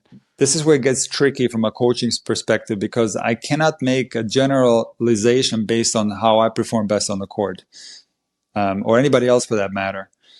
You can't say, okay, you behave like Djokovic or you behave like Federer. This is going to be the key to you doing well. It's very individual, depending on your personality traits, and you have to, as a coach, observe to see how a player performs best. This is one of the most important aspects of coaching. My dad used to say he could look at me on the court and know what score it was. He could just look at me, at my body language, my posture on the court, and he knew whether I was winning or losing. And I'm telling you, he was 100% accurate with that. He always said that to me. So that is important, in coaching. It gets very nuanced that way. It's kind of difficult because, again, everybody's going to be different and everybody's going to perform differently. And what works for me or what works for Federer or Nadal is not necessarily going to work for other people. No, exactly. You need to find your own trigger. I mean, the mental game is one of the toughest. Like you can film yourself, which we have talked about before, like how important it is to have an idea of yourself as a tennis player when it comes to your deficiencies or your skills or strengths or whatever. But it's not so easy to film your mental emotions, right? So you have to No. like really go back, and I think maybe like writing I've done that. Like I write a match journal. Like I have my Patreons where I usually, if I play a match, for example, in a tournament, I go on my Patreon and be like, okay, hey guys, you're members of Tennis Nerd. Now I'm just gonna use you as my internal diary or internal diarrhea, whatever you want to call it, because sometimes it's just like me just ranting out the match, and like everything in my head is just blah, blah. Here it is. Like, okay, they might not like it or whatever, but I'm just trying to be completely transparent with how I felt and how the match went. And even if it was a tough loss, like, I lost in 2 tiebreak sets in 3 hours, it's like, okay, blah, blah, blah. Here it is. Now I have it there. And I feel like that's a good writing down this stuff. You don't need to do it on a public platform, of course, but just writing it down feels like you kind of get the match out of your system a little bit, and also then you can go back and say, I was really frustrated that like because of this thing happened, and it can be one thing. Like I played one match, and there's a tie break. It's a tight match. It's a long first set. The lights go. There are no floodlights. You hardly see the ball. Right. Tournament director says, "Keep playing," Mm-hmm. and I'm like. And I'm really tired. It's the second match of the day. I'm like, and I'm not in my head. Like I'm in a generally okay mood. I'm doing fine in the match. Okay, I didn't serve out the set, so I'm maybe negative. But then this affects me more than the other guy, for example. That like then I lose that tiebreak because I'm like, think of the fucking lights, That's really how in my head I'm like, I can't believe that we're playing at like a licensed tournament, whatever. And it's like there's no lights. What is this? Then for the second set it comes back. But then you lost that tiebreak, and you're like in your head, you're like, oh, this the light problem. It's the light problem, Of course. and you can lose your whole match because of that, right? Oh, absolutely, absolutely. That's what makes tennis so tough. So, because you brought this up, I just played a match recently, and I can take you through because I still remember it vividly because it just happened 2 days ago. So, I know exactly. There was a couple of key moments in the match where I started playing poorly, and I'll take you and your audience through what was happening in the match that made me play bad and how difficult tennis can be from a mental standpoint. So I was playing against this 18-year-old kid who was a pretty good player. And the first set, I played well, and he didn't play so well. So it was 6-2, 2 breaks. Very similar in the beginning of the second set. I got up a break early. I was up 3-1. But then all of a sudden, he started playing a little bit better. So I broke at 2-1 to go up 3-1. I was serving at 3-1. And it was a really long service game at 3-1 for me to go up 4-1. It was, I think, 15-40, and then a bunch of break points. And then at one deuce point, I hit a really good serve down the tee. He like barely got to the ball, put the ball half court. And for whatever the reason was, the ball was in the middle of the court. I normally would take a forehand there. I decided to do a backhand, and I hit the worst two-handed backhand of my life. It was so bad. And, I kind of shook it off, but that kind of all of a sudden did something to me mentally. All of a sudden, like my confidence dipped down a little bit because I couldn't believe that I just missed the ball like that. And then I ended up losing serve in this game, okay? So it was 3-2. Then the kid serves, and he's up 40-love. And he does an underhand serve at 40-love. Can you believe this kid? He does underhand serve to me. I hate that. I got angry. I mean, I didn't say anything to him, but inside my head, Was this a student of yours, by the way? Sorry. Yes. And in my head, I'm so angry. I'm so pissed, right?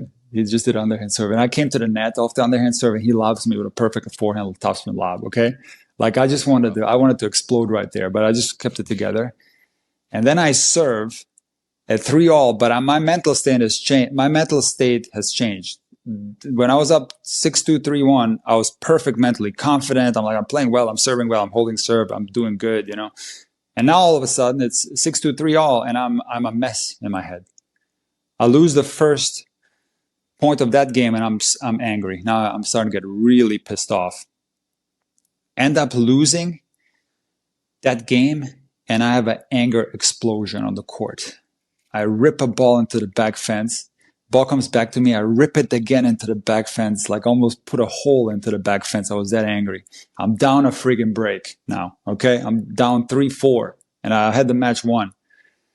And so I don't even sit down on the changeover. Now, this is all things that you shouldn't do, okay? Don't copy this. But I don't even, and remember, this is like Florida in the summer. It's like 85% humidity. It's 100 degrees. Sweating bullets out there. I don't even sit down to dry myself. I don't even drink water. I just go straight to the other side. And I'm like steaming inside. And the kid wins the first point. He's up 15-love. And in my head, I'm already thinking, I'm going to lose the set. I'm thinking the set is almost gone. Like I'm down a break. It's going to be it's a disaster. And I get into like kind of a tank mode in my head. And he serves the ball to my forehand. And I just rip it almost with my eyes closed. I rip a forehand return. And I somehow end up hitting the cleanest forehand return winner you've ever seen, but not even trying. And so I hit this return winner, and all of a sudden I'm like, come on, Nick, like let's try again. And then at 15-all, I try hard, I fight hard on that point. I win that point 15-30, and I know I have 15-30. I know now if I play well, I can break right back. And so I win the next point. I have 15-40, and I'm breaking, and now all of a sudden I'm back where I was at 6-1, 3-1. My head is clear. I'm positive, and I serve really well that game. Hit a few aces, go up 5-4, and then I break, returning really well. I break and win the match 6-2, 6-4. So that is, it's kind of tennis in a nutshell. What can happen? This is the nuance of tennis. It's when the level is close enough, it's always a few points here and there that will decide the outcome of a match. Even a match like this, that on paper looks so easy, 2-4, even this match could have easily been, 6-2, 3-6, 3-6 going the wrong way, losing. So, yeah, I just want to share that with you. Thought you might find it interesting, sharing kind of the mental experiences that I went through just playing a match a couple of days ago, because now they're fresh. If we wait a year from now, I won't remember any of it. So maybe it's good to write this down on a piece of paper, or maybe talk into a phone right after the match. And this could be very valuable down the road when you play future matches. Yeah, I think so. And I really love that stuff. I feel like the mental part of tennis is the most interesting for me. Like it's like the fight internally and also against your opponent, but it's like internally because you go through like even like you said 6-2, 6-4, 6-4, 6-2, whatever the score is. It's a roller coaster inside the match, inside your head. It might be a Exactly. roller coaster. Very few matches, unless you're so much better or so much worse, are just one straight line, right? Like where you Right. feel like, okay, this guy is bad, I'm gonna beat him, or this Hmm. guy's too good, I'm gonna lose. So you just have that roller coaster. You can even that's why the tennis scoring is kind of fascinating because it's like, oh, you see 6-2, 6-3. Ah, it was easy. He had just got two breaks, one set, one break, the other set. No, you don't know. Like maybe the guy had a break up in both sets and just there was some long rallies. He Hmm. had a really bad bounce, lost his mind, broke his racket, and then like that's the score. You don't really see the full story of the match, and that's sometimes what we discussed that before, like the dangerous part of just watching highlights. It's like if you watch highlights about like a pro player match, you don't see the ebbs and flows of the match. You just see the spectacular points. Where I feel like the storyline of the match is the most interesting. Like if someone could narrate, like, well, here Ben Shelton, he had a huge serve. The guy was like, really depressed after that, and it's like lost his intensity. Blah blah blah blah. That's the most interesting part of the match, I think. To me, the most boring part of the match is seeing a compilation of winners. I mean, of course, there are some unbelievably spectacular winners from Alcaraz where you're like, oh my goodness, he hit a forehand that looks like it was 300 miles an hour, And it's fun to watch that, or between the legs, behind the back, whatever, around the net post. I mean, everybody loves watching that. But seeing regular winners in a match, to me, it's very boring. What I find fascinating about watching tennis at any level, whether I'm watching a recreational level match or a pro match, is those little intricacies of a tennis match. Like, how does somebody perform when they're down 30-40 and they got a second serve, Because it's like a lot of tension built up when you're watching that. So this is one example of many that makes tennis so fun to watch. It's not the highlights. You can watch the mental ebbs and flows of a player in real time, and that makes it super entertaining to me. Yeah, I agree, and I also think like there's so much value in the storyline, which is why the scoring system is fascinating, and like Right. it becomes even better in a 5-set match. You Yes. even had the scoreline now Medvedev Rublev in I think yesterday's quarterfinal. Was it yesterday? I'm not sure. But at least when we're talking about this US Open, it's probably already been. But that match was 6-3, 6-2, 6-4, something like Hmm. that. That was the general. No set was until a tiebreak or even 5-5, Hmm. right? But there were, and Medvedev was too good. The heat was unbearable. New York was like super humid and pretty horrible to play in. But Rublev had several sets like where he was leading. He was a break up. And Right. something. So there was momentum shifts in that match that were the Hmm. key moments. Those. Right. I think like if they want to do highlight compilations, I would much more prefer like this was a key moment. Explain shortly with some smart commentator, maybe like Nikola Aracic. Explain the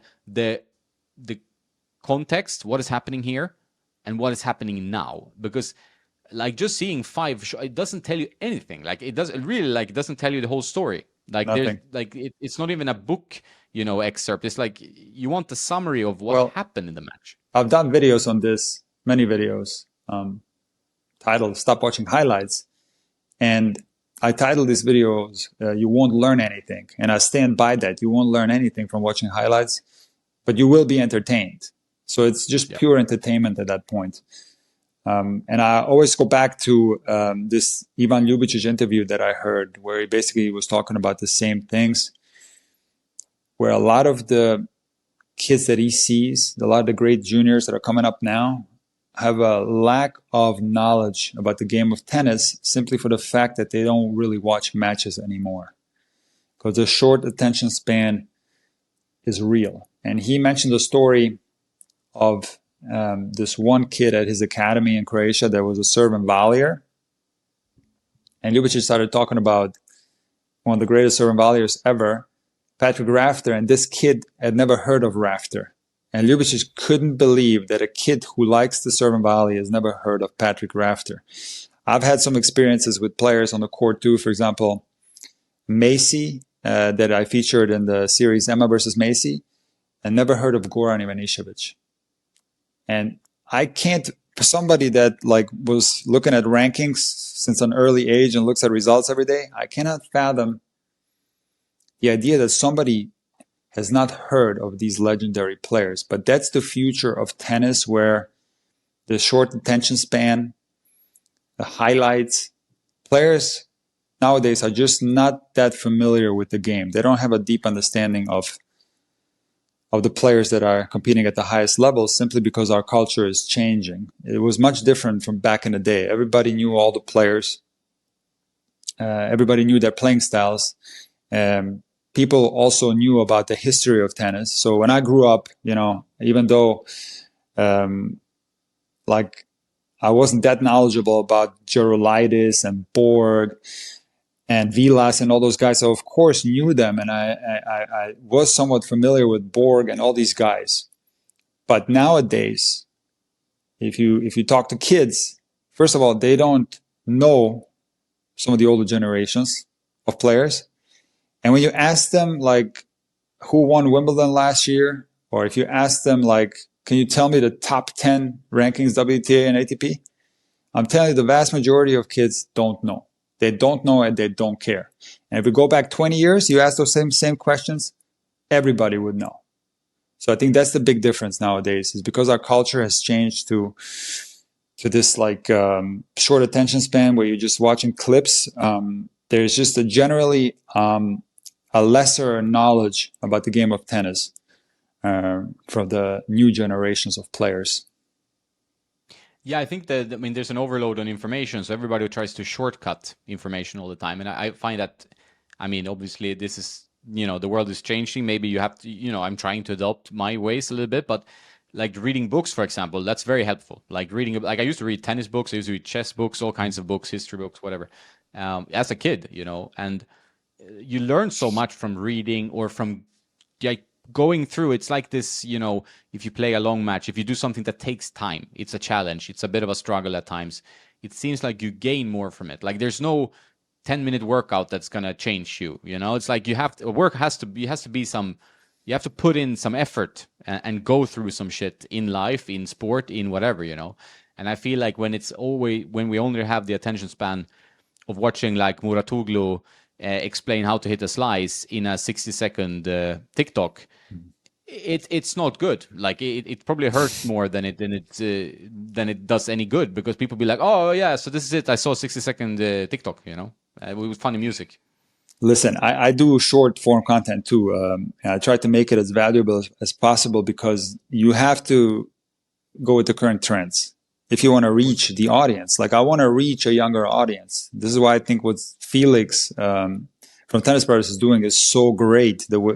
He's blowing up and he's connected to that younger audience, because we need to connect them with the game of tennis. So if they have a short attention span, we as creators have to go and make short form content so we can get these new players into the game. So while it is true that it's going to be hard to teach someone in a short amount of time, what I try to do is find ways to make it valuable enough or entertaining enough where I do and maybe draw some attention to my content, and then hopefully that leads to people consuming some of my long form content where they're going to learn a lot more.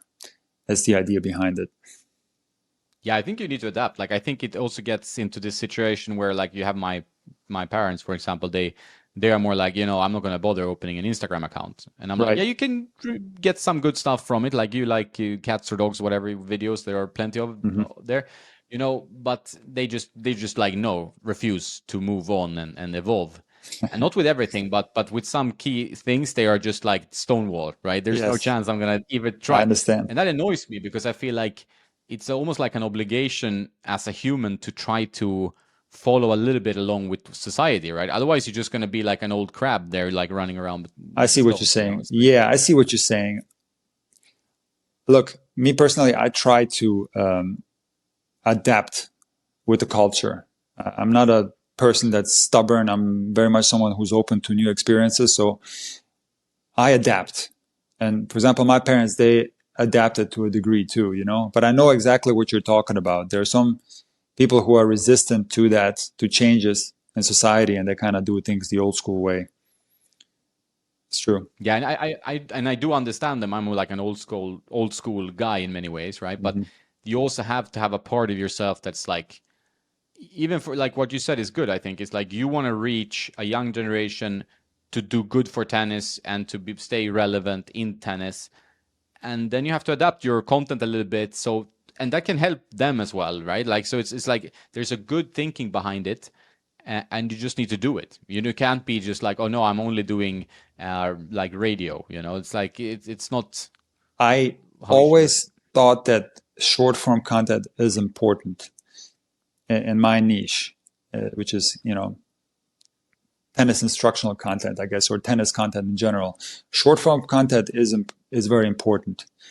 Um, if I wasn't utilizing it, I felt like I would be missing out on a big chunk of the audience. I do think it's very important because that's unfortunately where the trend is going. Unfortunately, and Yeah. that kind of, to go back to the issue that I'm seeing with the young generation of players that is not very knowledgeable about the game of tennis. I think that's very related. The fact that they are consuming so much quick, short content, they're just simply less knowledgeable about it. So, but what I'm thinking in my head is to have short form content that leads to consuming longer form content where they can learn more. That's my idea, you know? I like that. Yeah, I'm trying to do the same. Okay, I Yeah. gave up on TikTok, but for Instagram at least. No, but it's like I think. Do you think like it can hurt their tennis that they watch? Partly they watch too much highlights, right? But they also have this short attention span. Watch short, like everything becomes about like hitting that smoking winner so that someone can put it on Instagram as a reel. Like it's a lot about like how that affects people's tennis, like maybe young people's tennis. Is that if you're not playing Alcaraz style tennis, tennis is about winning matches and Mhm. enjoying yourself while doing it. But it's like maybe it has an effect on them. Do you know what I mean? It 100% has an effect. There's absolutely no doubt in my mind that the fact that more upcoming players are consuming highlights, it does reflect in their play. Remember when I was telling you about the match that I played and this kid served me an underhand serve? Dude, this was unheard of back in the day when I grew up. This was a sign of disrespect, Like somebody would, if you did an underhand serve, you could expect the other person to draw you in and then rip a ball in your chest, Ivan Lendl style. Remember when Ivan Lendl used to play McEnroe Yeah, and he used to rip balls right into McEnroe's chest? That's what would I happen know if that stuff. somebody did a underhand serve because there's debates out there that it's like a legitimate tactic and it's good. Okay, that's fine. But I'm telling you, as a player, when somebody does an underhand serve against you or stands right behind the service line when you're serving, you're going to get very angry. So why are players doing it now more than ever before? I think it's because of the highlights. Why are players now attempting more tweeners and behind the back and all these kind of highlight reel shots? I do think it's from highlights. Now, luckily, I do think that the actual game in itself won't be affected much from that because I don't think that that's any type of formula for success. Long term, you still have to play the game the right way. So I don't think that it necessarily has an effect in that way. But in other words, I do think still the best players are going to be the ones that we're going to be seeing on TV that don't utilize that stuff. But it is true that now we're seeing more of this type of play than ever before. I remember back in the day, remember when Michael Chang did it against Ivan Lendl, the underhand serve? Everybody was talking about that for years afterwards. He only did it once, only one time Yeah, in the fifth set, and he only did it because he was cramping. And now, I mean, there's so many players who do it, it's not even funny. And you see it all the time. So there's definitely a change. Why are the players doing it now? It's hard to say. Could it be highlights? Maybe. I don't know. But there's definitely a change. Well, I think there's also like kind of like everybody, wants a strong idol today, right? So the people they look up to are kind of different. Like, so you have Kyrgios, he's brought a lot of tennis fans. Yeah. Maybe his heart is not 100% in tennis. You can argue that it's either that or that he hates losing so much that he can't take it. His talent, gets hurt. His ego gets hurt. But he brought in like a lot of underhand disrespect tennis, and And I think a lot of players love to watch that. So they'll be like, "Oh yeah, it's awesome!" Like to see Nick. And I also, I mean, I love watching Nick when he's on his game. It's fun. Yeah. Same with Bublik. You have a few guys here who's playing a little bit of showman tennis, right? So maybe that affects also the young generation watching that because they get the most clips, reels, stuff to watch. I think it does. I'll be honest with you. I do think there's a big effect on that. And also something that Boris Becker was talking about. There's a awesome video on YouTube. I think it's from the US Open where there's Wielander, Landl, McEnroe, and Becker sitting together and talking about tennis. I think it's a two-parter. I must have watched both of those videos like 10 times each. And it's just so fascinating what they were talking about. And one thing that Becker said was that what he sees nowadays is these celebrations when players win matches. They're so elaborate and everybody has their own little like trademark celebrations and all that. And Becker said, back in my days, we weren't celebrating going into the fourth round or the quarters or the semis. You don't celebrate that. You celebrate when you win the tournament. And even then, you do it somewhat muted celebration because you want to be ready for the next tournament. See, to me, that is the real approach to tennis. I find it very cringeworthy when I see like these trademark celebrations for players when they win like the first round of a Grand Slam or unless they're winning the whole tournament, I don't think it's a positive thing. I'm sorry. It shows you that it actually is a negative sign mentally because it shows that you are overvaluing what you just did, and it shows that you have limitations on your own expectations. In other words, you are happy to be in a fourth round, you are happy to be in the quarters, you are happy to be in the semis, maybe as happy as winning the whole tournament. You're satisfied with that result. Therefore, you're holding yourself back for doing better results down the road. So that's what Becker was talking about. And I do see that now more than ever before, is how players are behaving when they win a match. Yeah, I wonder if it's like because I've seen it from pretty much all players. Like they more and more like people celebrate also winning fourth round. Even like, I mean, Djokovic, Rafa sometimes celebrate a bit extra, more than they did maybe 5 years ago. I think maybe there was like some kind of trend in it. Maybe, but I do think there's a distinct difference between Djokovic and Nadal when they celebrate, because I feel like they're embracing the fans a lot of times in their celebrations. I think that's what I was gonna get to. Yeah, like sorry to interrupt you, but yeah. I think the idea there is more like giving a bit to the fans. Exactly. They know they're like favorite. I feel like I agree 100% what you're saying. I really like when Medvedev did his, even when he beat like Novak, he was like, he didn't move his face. He was like, okay, I'll just go to the net and shake his hand. He didn't do one celebration. I love it. And that was kind of that thing. But I like the way it looked because it was like supremely confident. Like, okay, I won, next match. Well, what it is, it's confidence can be part of it. But what you're saying to yourself and the world is that this is not it for me. I got more to come. I want to win the whole thing. I want to win multiple of the whole thing. And I go back to something that I heard from Pete Sampras that I never, ever forgot. One of the most valuable things that I learned about tennis down the road. And he said that the pivotal change in his career came when he lost to Edberg in the US Open final. Because, as you remember, Sampras came out and won the US Open when he was like maybe 17 or 18, right? And then he was doing pretty good for a few years, but he wasn't at the top of the game by any means, right? And so he lost in another US Open final to Edberg.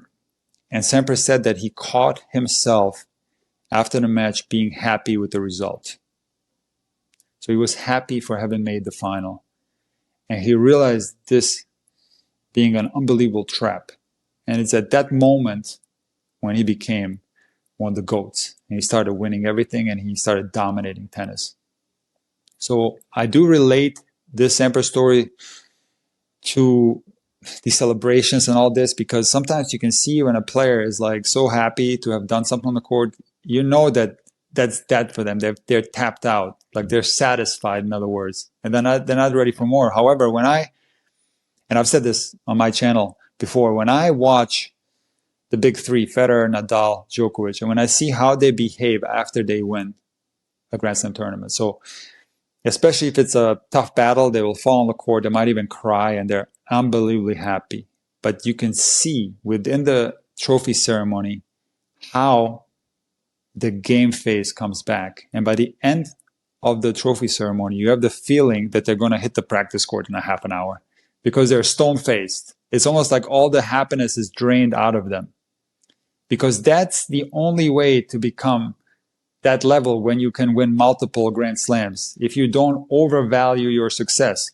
I can tell you, as a comparison, when Goran Ivanisevic won Wimbledon late in his career, when he was already written off and nobody expected him to do anything, and he was a fantastic player in a very, very difficult era. He was ranked number 2 and made many Wimbledon finals. He was one of the greats, okay? And then he wins Wimbledon. And what did he do when he won Wimbledon? Well, he came to the city of Split on a boat, and there was like 250,000 people there.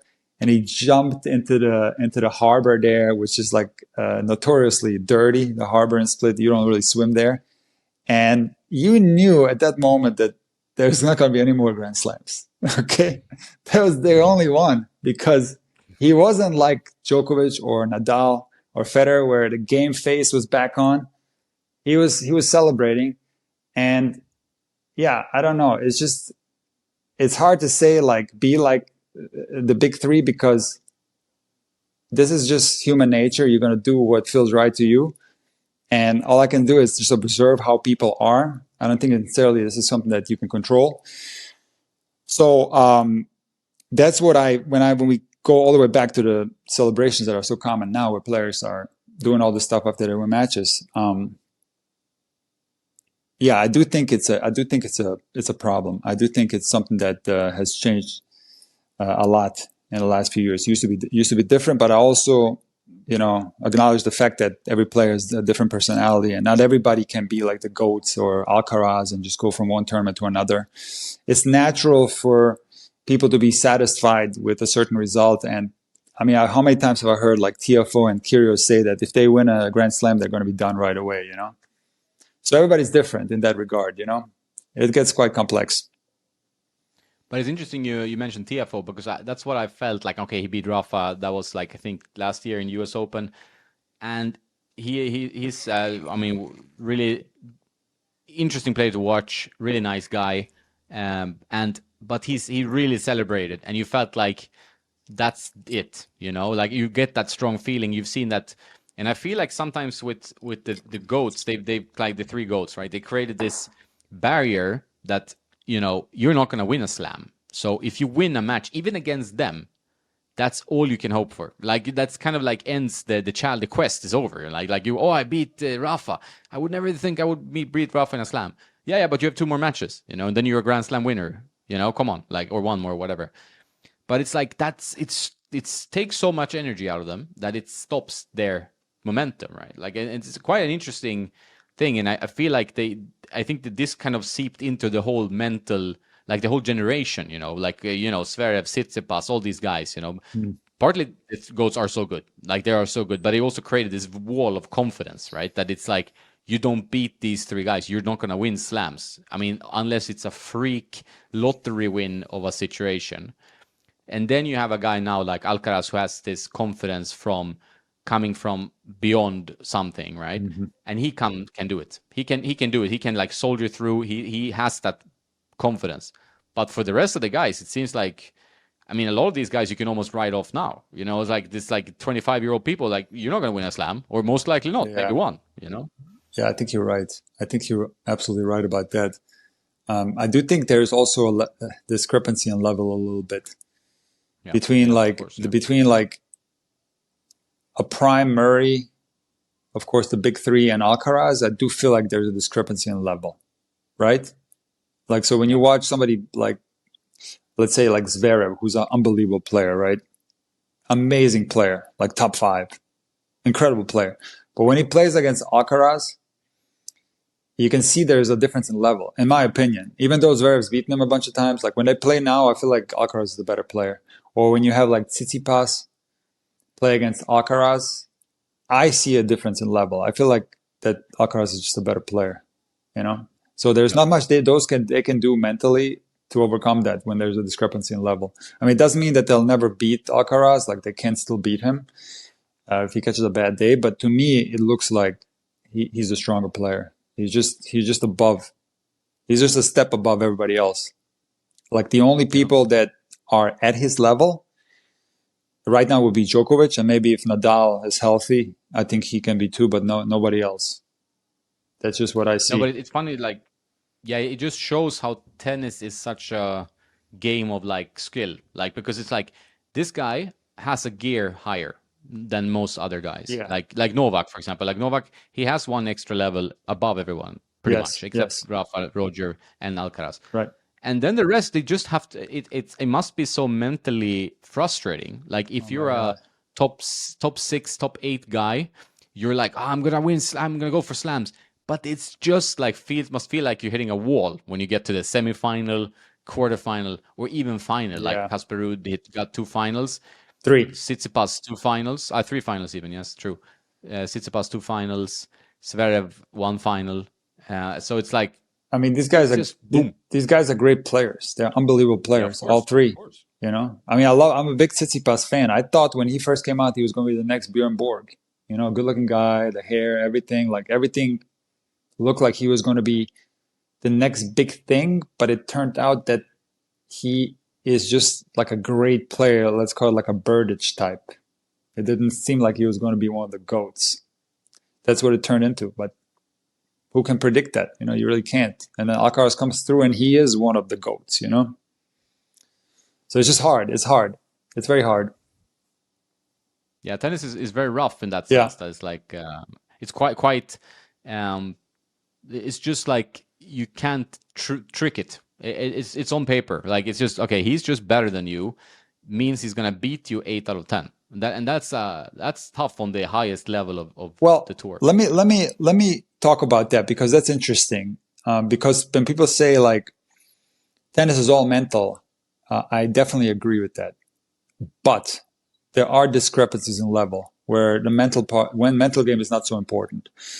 In other words, when like at the recreational level, 4-5 plays against a 5-0, it's not going to come down to the mental game at all. So the 4-5 could be the strongest mental giant of all time.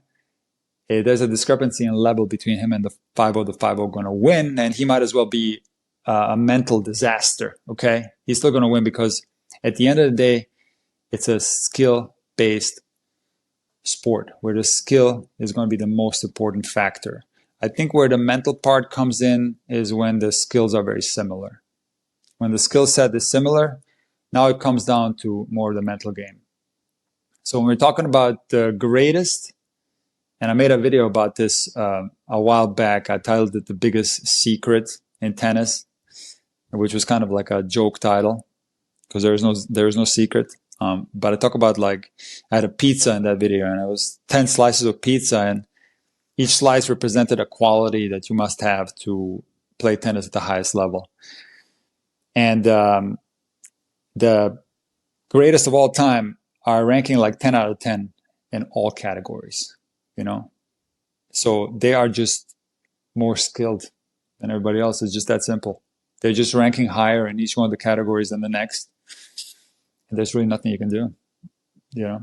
Yeah, it's a game of balls and lines, right? So it's like it's not there's not like a huge element of luck in tennis. So whether like I really enjoy like you say it's like okay, it's very mental game is always there when the level is equal, but when you're playing a better player, it's you can just look at the statistics. That's we were started There's with that, like the ranking nothing you can statistics, the do. matches. That's it, you know. What are you going to It do? it When yeah. if I go on a court right now with Alcaraz, what am I going to do? Like you're right. There's not going to be any luck possible unless the earth opens up a huge sinkhole and he falls through. That's my only chance. Like there's nothing in this world that can happen that's going to make me have a chance. Like 0.00 chance because when you look at that pizza or the 10 things that you must have to be a great player, like he is kicking my ass so hard in each one of these categories that it makes it impossible for me to have a hint of a chance. So when we're talking about like comparing somebody that plays competitive tennis, maybe in college or something, comparing to a recreational player, it's the same thing. Nothing in this world can happen where the rec player is going to have a chance against somebody that's at a little higher level. The story you told in the beginning when you played a guy who was going to be 200, right? So that's Yeah. where tennis is a sport about skill. It's a skill-based sport. But having said that, the mental game obviously is one of the most important things that people talk about when tennis is all mental. I do agree, but it's still a skill-based sport. The skill is the most important thing. Yeah, so I think like the encouragement for players out there listening, club players, whatever level you're on, is try to beat everyone within that level, right? Like try to improve your fundamental skills so much that you beat the players on your level. That could be your goal, but not. I mean, I dreaming to be like 1.5 points higher NTRP, for example, or something. Okay. That's just like taking away attention. Like if you should just focus on what you can improve in the level you are for now, right? That's it. Well, look, I mean, I've talked about this ad nauseum. I mean, I really, and I don't want to I get have that. another video coming out. That's going to be my last one ever. This video is going to come out soon, in a month or so. And then I'm really done talking about this because I've talked about it too much. And people really don't like when I talk about this. Ah, okay. But like, the thing is, the most number one question that I get on social media is it late to me? Is it too late for me to turn pro? And the age could be like 14, 15, 16, 17, could be like even 25 or 30 years old. I get this question a lot. And my answer is very vague because I don't say yes or no. I just say you got to go step by step because, and I've said this many times, if you set a goal that's too unrealistic, too far away. Let me just give you an example. Let's say somebody that's of a level of 4.0 NTRP and wants to play futures, and this is not a made up story. This is real. That goal of succeeding at that level is so unrealistic. It's so insanely high. Or another story is somebody who's dreaming about playing on tour on Wimbledon, but they're playing in juniors and losing in the lowest possible level first round every tournament. But yet their goal is to be on a tour. So the goal that's set is so far away that the only outcome of this goal is going to be the quitting of tennis. Because when the player realizes that this goal is unattainable, they're going to lose all motivation and they don't want to play anymore. So when you set a goal that's within your grasp, within your reach, that you can achieve in a month, you're going to be far more motivated to work hard and reach that goal. And this can be sustained for very long periods of time if you approach tennis with this mindset. Now, a lot of people bring up like dreams. It's okay to dream. Look, if you are driving your car, you're in the shower, and you get those thoughts that we all had, okay, about what it would be like to win Wimbledon, and you're imagining yourself, winning match point. And I read the Vince Spadea book called Breakpoint, which is a great book. And Vince Spadea was talking about a daydream that he had where he won the US Open and then he moonwalked to the net like Michael Jackson. So these are the type of fantasies that people have, and there's nothing wrong with that. I had those fantasies too. Everybody that has those fantasies. And if that helps you get up the next day and put your butt on the tennis court, by all means, it's fine. But the real goal setting and the decisions you make based on your goals. In other words, I have some examples of juniors that are from different parts of the country, and they move their entire family to here, Southeast Florida, because they want their kids to become pro, but the kid is like at a beginner level. So the goals that you have can have horrible impacts on your entire life, on your finances, on your relationships inside the family if they are the wrong goals. You understand what I'm saying? So a family moves Yeah. here for the purposes of tennis, which happens almost every day here. This is the tennis mecca of junior tennis. And this can have horrible outcomes. It can hurt you financially. It can have horrible outcomes. So again, that's why I preach step-by-step goal setting. I'm fine with people having dreams, but you got to approach it in a way that I suggest, or you're going to have problems. Yeah, you got to have realistic dreams as well. Like, I mean, it's otherwise you will. I mean, if you have a goal that you can't reach, it's a pointless goal, right? Like, there's no point. And I think maybe some of the issues is like I've seen this too. I mean, it sounds quite extreme in where you are, but I've seen this too where people come here to south of Spain, like also quite tennis heavy. We have Djokovic living here. We have a lot of pros training here, and they come here and they join some training camps, some academy. I'm available to hit. I'm a tennis prostitute, right? So people, if they want to play, like I'm always up for hitting. Whether it's a 16-year-old, 18-year-old, whatever, And a lot of these compete on the ITFs, and all of them have the dream of being a pro. These are kids, like, so you don't tell them, even if you think in your head like, man, you lost to me. There's no chance in hell you're gonna be a pro. Like you want to say that. But you can't, right? So you don't. It's a kid. You have to treat their feelings a bit special, right? But the problem is the parent. The parent is delusional, like, and nobody has maybe ever told this parent, or they have not studied, they have not done the research, they have not consulted common sense. They have just decided, like, hey, we're just gonna put in like 60,000 whatever dollars, euros, and try to become a pro. And it's like, if they have talked to a guy like yourself or someone knowledgeable in tennis, a club pro, someone with common sense, they could have said, hey, I don't think this is the moment for it, but I really believe that they should go and play tennis and enjoy it for the rest of their life. But the pro career is sadly out of reach, right? Like, that's sadly the situation. It's just going to bring more hardship for the family if you do it. Mm-hmm. Just my warning. But that's what I've seen as well. Like, is that the family seems to all be in this delusion together, maybe coming from the parents from the beginning, and it's a sad thing to see, because it's going to hurt the kid the most in the end, right? It's going to hurt the whole family, and it's going to hurt the relationship between the kid and the parents too. So it's very hard. It's very hard. But what I try to tell parents, and this is more regarding academies. So I have very specific advice regarding academies, because I do believe that academies are incredibly necessary for the development of future stars. Without academies, you will see less great players on tour. This is hardcore fact. I believe in this. But what you have to understand is, again, I don't want to be boring, okay? You tell me if I'm too boring, and I'll try to say things faster. But you have to go step by step. So if you are at a club somewhere, and there are kids that are beating your kid, okay, this is for the tennis parents regarding academies, there's absolutely no point of going to an academy. Because what's going to happen is the following thing. Your kid is likely at a lower level, and that's the whole reason why they're losing at the local level in your club. So when they go to the academy, they're not going to be placed with the high-level kids. Why would they? Why would the academy force the high-level players to play with somebody that's like beginner level or intermediate? They're going to have groups, high-level, intermediate, beginner. Your kid is going to go in a beginner group, and they actually might not improve at all. They're going to stay at this level. But parents, I think, believe if they throw a lot of money at the problem, they hire coaches, they send them to an expensive academy, magically, this is all going to turn into a pro career.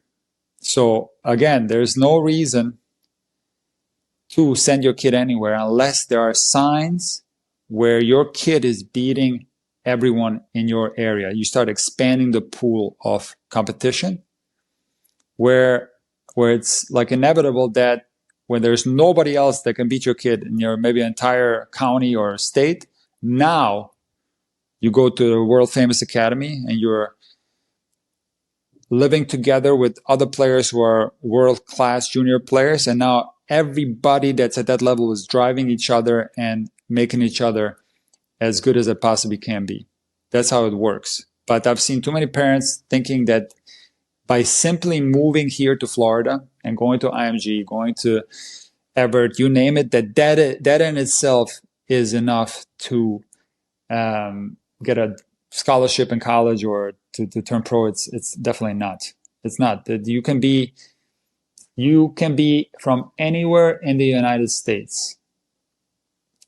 I wouldn't say anywhere, okay? Maybe there's some spots that are like kind of tough with tennis, okay? But you can be in most states in the United States and turn into a pro player. You don't need to go to an academy until it's time to go to an academy. That's all I'm saying. No, I think the issue is, from what I can see, sometimes is, I mean, the issue is money, because I think that some people, I mean, the issue is money in the way that if you can't afford a tennis career, it's rough. Like I talked about, like I thought, I meet a lot of pros, ex-pros, whatever, that money was the main issue, that they couldn't keep playing even though they were high level, right? But there's also money in the other direction, where the parents have too much money, that they feel like they've learned through their life that if you throw money on a problem, Hmm. the problem will be solved. And they feel like if their kid is not good at tennis, they throw enough money on the kid, it will soon be very good at tennis. And I feel like that mindset Yeah, sometimes, I mean, it's a bit simplistic, but it's like, I feel like that mindset of just because tennis is expensive, right? So we have money, yeah. we can put him in the best academy. In tennis, that doesn't matter. Like if Hmm. there's not talent, not enough talent, they haven't started when they were like 5 or 6 or 7. It's highly unlikely that they have what it takes. It's highly unlikely. It might be, but it's very highly Well, unlikely. first of all, the most important thing about a kid is whether they like the idea of hitting a tennis ball, whether they're infatuated with the game of tennis. If they like the game of tennis, you have nothing to worry about. They can be hitting against the garage door. They're gonna find a way to play if they like to play. So the big question that every parent must ask themselves is, does the kid like playing tennis, or do you like the idea of your kid playing tennis? If it's the latter, if it's more you pushing the kid to go play, this never results in anything significant. A Division One scholarship or a pro career, it never results in that, because at the end of the day, there has to be motivation coming from within. And without Yeah. that, it's going to be very difficult, because think about it, how much tennis asks of you individually. I talked about this match that I just played, but it's going to ask a lot of questions of yourself. So if you don't have within yourself that drive to go forward, you have absolutely no chance. This is something that this is the frustrating thing for parents, because this is something that you can't buy. You can't purchase that the kid has passion for tennis. You can't say, okay, here's 2 grand. Can you teach my son to be passionate about tennis? You just can't. You either the kid has passion or it doesn't. You know, you can't. You Yeah, also yeah. can't And you need, teach. You can't teach the desire to like be able to die in order to get a ball back to the other side. You know, there's kids out there like that, and most pros have that. And that's something that I see as a coach. I can see this in a player when I can see this kid really, really wants it bad. And that's also something you can't buy. You can't instill that into a player. You can force it up to an extent, but it's going to fade away. It's not sustainable long term. This also has to come from within. The ability to give it your absolute max out there. And it's very subtle, because you can look at a player and it can look like they're giving it their all, but if you look a little bit closer, you see there's like 1 or 2% lacking a little bit. And that 1, 2% is the reason why they can't make it. So that's also another thing that can be frustrating for parents, for coaches, if the kid simply doesn't want it that bad, because there's not much you can do. no, no. Like, what it has the drive has to come. Like the love for tennis, like being a tennis nerd.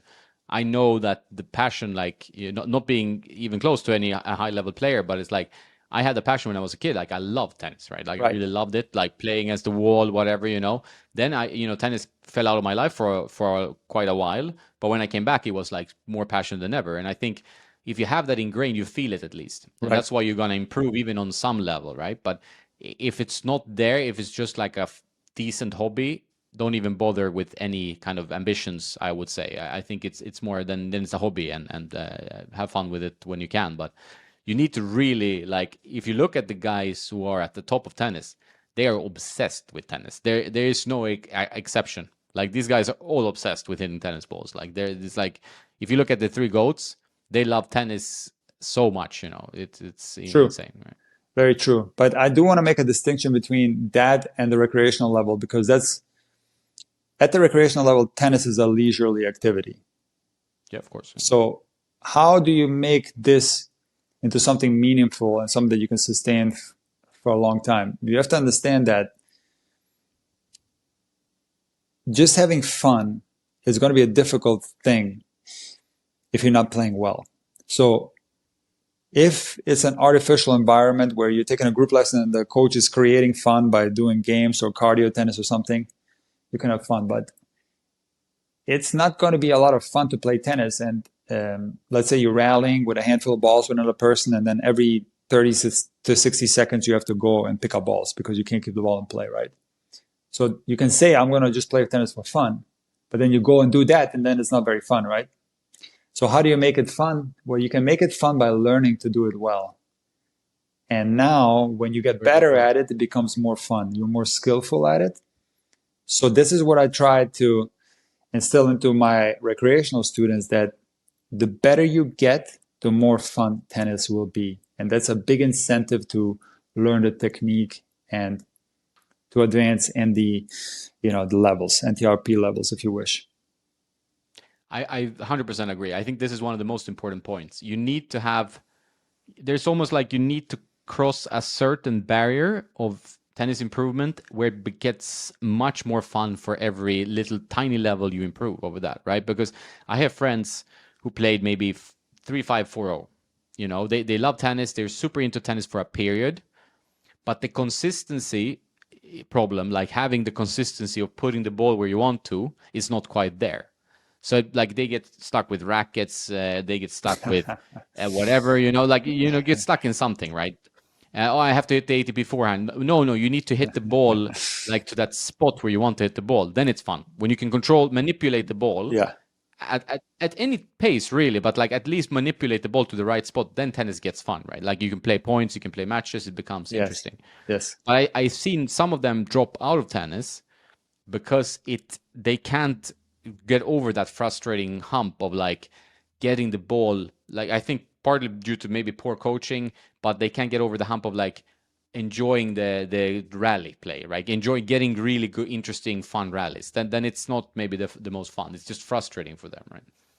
It can definitely get frustrating, and if you don't see improvements, if you stagnate. So this is where important for the player to seek out coaching that helps you, where you can see results, and then just continue to work. And when you start playing better, you're gonna like it more. You're more likely to continue to play. So I do think there's a big value in what we as coaches do for the recreational level, because it's important more than any other level in tennis to teach the correct technique. And so it's very important to learn the technique, because a better technique is going to result, where you're talking about keeping the ball in play, directional control, all that. Forget about, no offense, but forget about the equipment at this stage, maybe worry about it later, but just get your technique right.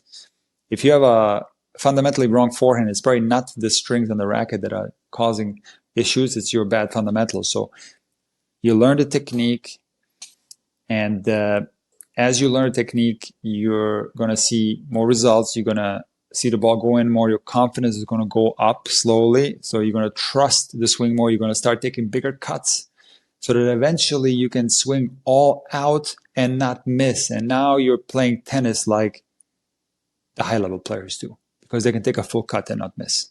But to get to that point, it's a long road that takes a lot of work, to clean up some of these technical deficiencies.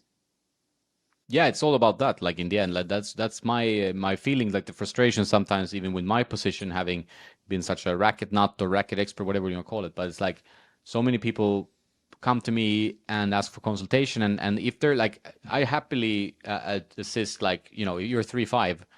You need like maybe a beginner level racket. Like here are 4 or 5 options, and just pick one. Like that's pretty much it. Like you don't need to get into deep like ideas so whether this works or not works. That you can do if you're on like futures level, right? Then you can start thinking a bit like, hey, maybe you need to have a little bit more weight on your racket to push your opponents back. But beyond that, it's not. It just needs to feel pretty good, That's and you need to trust it a bit. I agree. It's 100%. It becomes a little bit more. I think I think it's the same in golf and in other sports. Like you just find a little bit of an excuse or a path outside where the real improvements are. Like the real improvements are hard, so you don't want to do them. So you go for an easy option, right? Everybody does this. Well, I mean, myself included. Like the hard improvements is like, oh, I have to go and do footwork drills. That's very boring for many people, right? But that could really elevate your game to do those drills. But some people are just passionate about tennis equipment, and I am too. I'm a little bit of a racket collector too, so I don't blame people for being into gear. It's fine. I would to try different strings. People are just curious. In that Yeah, regard, it's 100%. completely, it's great. It's great. I like it a lot. I think I support people that are into that stuff. But if you would think that the equipment is going to make huge shifts in your game at those lower recreational levels, it's definitely not. Where those lower recreational levels is 100% the technique that's going to be messy, and what equipment you use, it's not going to like be zero effect. I do think there's some general guidelines that are going to make a big difference. So you don't want to play with a racket that can possibly hurt you, or maybe a racket that's too far beneath your level, or whatever. It gets kind of complex. But you do want to play with a racket that feels good. Like you said, you test some rackets out within your range, and you find one that feels good, and then you don't worry about it for a while. But there's people out there who like to tinker, and there are some people out there who like to copy the pros and put lead tape on their rackets and customize it and weigh their rackets so every racket is the same weight. And they like to experiment with strings. But I can tell you one thing, Jonas, that I used to string a lot of rackets, okay? I was a stringer for many, many years. I don't string anymore. But the regular recreational player, let's say like 3-5, 4-0, maybe even 4-5 to some extent. When you string a racket, they cannot tell the difference between a racket that's strung at 50 pounds or 60 pounds. They just simply don't have the skill set to be able to determine what the racket is strung at. They have no clue. So it makes absolutely no difference. But in their mind, they're making so many like adjustments to their rackets that are so ridiculously useless. But I can tell you that as a stringer, the people don't know, because I know this because I've been on the court for 30 years with players, and they don't have absolutely no idea what the racket is strung at. They ask the coaches or ask me to tell them. They have no clue. That's the hard truth. No, Or if they have two rackets, one is like customized with lead tape, okay? It's got the lead tape job like Djokovic, and the other one is just a regular racket. They actually cannot feel. They don't have the skill set to be able to feel the difference. Everything feels the same. Yeah, they can feel difference, but the question is whether they will make change to the tennis. I feel like I've tested this like blind tests with some people, like complete beginners, media, like 4.5s and 6.0s NTRP, like close to pro level. Yeah, and like it's very feeling based, but the game level is not gonna be huge difference from like a 305, right? Like it's like I feel like most of them play with too heavy of a racket. Like that's the most thing I see, and people get angry with me. That happens over time. I say like, "Hey man, your racket is too heavy. Probably, you should reconsider maybe having a lighter." No, I don't like this. Is bullshit. I want to play with heavy rackets. And then I say people are different. Some people like heavy rackets, but I feel like a 330-gram racket for a 3.5 is too much. That's my feeling. It's like it's not gonna. I think it's gonna hurt you in either physically or hurt your game if you want to be a player that hits with enough topspin to be able to rip a ball right at some point, or actually hit with some. Well, of course they're gonna feel huge differences. So if you give them a racket that's 270 grams versus a racket that's 350 grams, of course they're gonna feel a difference. But often when we're talking about racket customization, we're talking about like 5 grams, 5 extra grams on the top versus 5 extra grams on the side. My point is that they can't feel the difference in that. While somebody who's top 5 in the world might feel a little bit of difference. They can't. That's what I'm telling you. So it's like when it comes to these little intricate changes in the racket, it's so insignificant to them. It doesn't matter because that's not where the problem lies. But of course, if you make a drastic change in the racket weight or a drastic change in the string materials, sure that the recreational player is going to feel difference. And I do think there is such a thing as playing with the wrong racket, no doubt about it. I see it all the time. So I do think there's a lot of importance in what you do, educating the public on what rackets to play with, because a lot of people choose the wrong racket. So I do think it's important. But what my point is, and I've made videos about this, do not obsess on it. Unless this is a hobby of yours and you love customization and you love it, then it's fine. But if you think that like these little things that you do into your racket are going to make a difference, that's not going to make any difference. It might make a difference to someone who's like you said, a pro, but Not at the recreational level, because that's not where the problem lies. The problem generally lies in poor technique, poor footwork, poor timing, whatever else there is on a court that can go wrong. It's not the 5 grams extra or the, you know, the injection into your handle that you're doing and stuff like that. That's my point. No, it's a good point. And I think people get into the weeds, and what I see is that becomes then like something that clouds their mind of their own play, because like you get so much into it, like you're thinking of the grams making a difference when it's your stroke that's not there. And that's why I always say, hey, you have to record yourself. Like it's always good to have a camera in the back, because you can see, if you have a little bit of self-awareness, you can see like, oh shit, I'm not moving my feet. Doesn't matter if you have the Clash 300 gram or the V-Core Pro 330 gram. It doesn't matter. Like it's like you are not moving your feet. And you know, I can see it myself. I play, like yesterday, I do these experimentations all the time because I'm testing rackets. I play with this like strong German player yesterday. And I play, okay, like, so I had to test some strings. I'll take out Pure Rafa. That's 370 swing weight. It's a beast of a racket. Right. Like it's the origin racket, Right. the one that specs up to his specification. Super fun to play with. Like you can smack some winners with it. Like, and if you're contacting the ball well, but then we play a set, right? So over a set, you start to feel like the weight becomes cumbersome in some situations. So it's like that's an extreme variation. But then like you can take whatever racket, like a normal racket within a group, that's an extreme one, right? But then you can go and say, hey, between the 310 gram, 300 gram, the differences are so small, like that. It's just about enjoying the feeling of the racket, like enjoying how it feels to you when you hit the ball within that certain range, and you'll be fine. Like, so that's why when I try to recommend, I say, okay, if you're this type of player in this range, look at these types of rackets. And that's really all you need. And then you test 5 and you find one and you take that. You don't need to go deeper than that. You don't need to actually buy a lead tape roll, right? You can just, all right, I am this type of player. I want a 310 gram. That's it. Like you buy, I can get, like, if you want to play really high competitive tennis, like you want to play competitive tennis, you want to have them the same. Like, 'cause sometimes rackets are so different, you know, especially these days. Yes. But that's one way. That's not customizing to, that's like matching. And like the Tennis Warehouse, for example, they offer this service. You can get a sheet, you know, and then you're done. You have a racket. You don't need to second guess. Listen, I got absolutely nothing against people. People misunderstand me sometimes. Like, if you want to match your rackets and have them the same weight, that's great. I think it's great. If you want to experiment with your rackets, if that's a hobby of yours, I think it's great. I think it's all okay. But I just don't think it's going to make a difference. So yes, I understand that, like, you know, when you have 4 rackets in the bag and they're all the same kind, there's going to be differences, quite big ones, depending on the brand, on everything in the racket. The product quality control is poor with some companies. Let's just say it that way. Would you say this is accurate? This is very accurate. Okay. Like, I mean, I get, since I have a 3-in-1 machine just next to me here. Right. And sometimes, like, I get test rackets all the time. Sometimes I get 3-4. I have friends that also test rackets, Right. like on a decent level. Right. And we've been doing this for years. So I feel the grams. Right. Like, I feel 5 grams. Okay. Right? Like, So- because that's my job, right? So and you might have extra sensitive hands because this is your profession, but when I play with these rackets, I can feel the difference. I 100% can.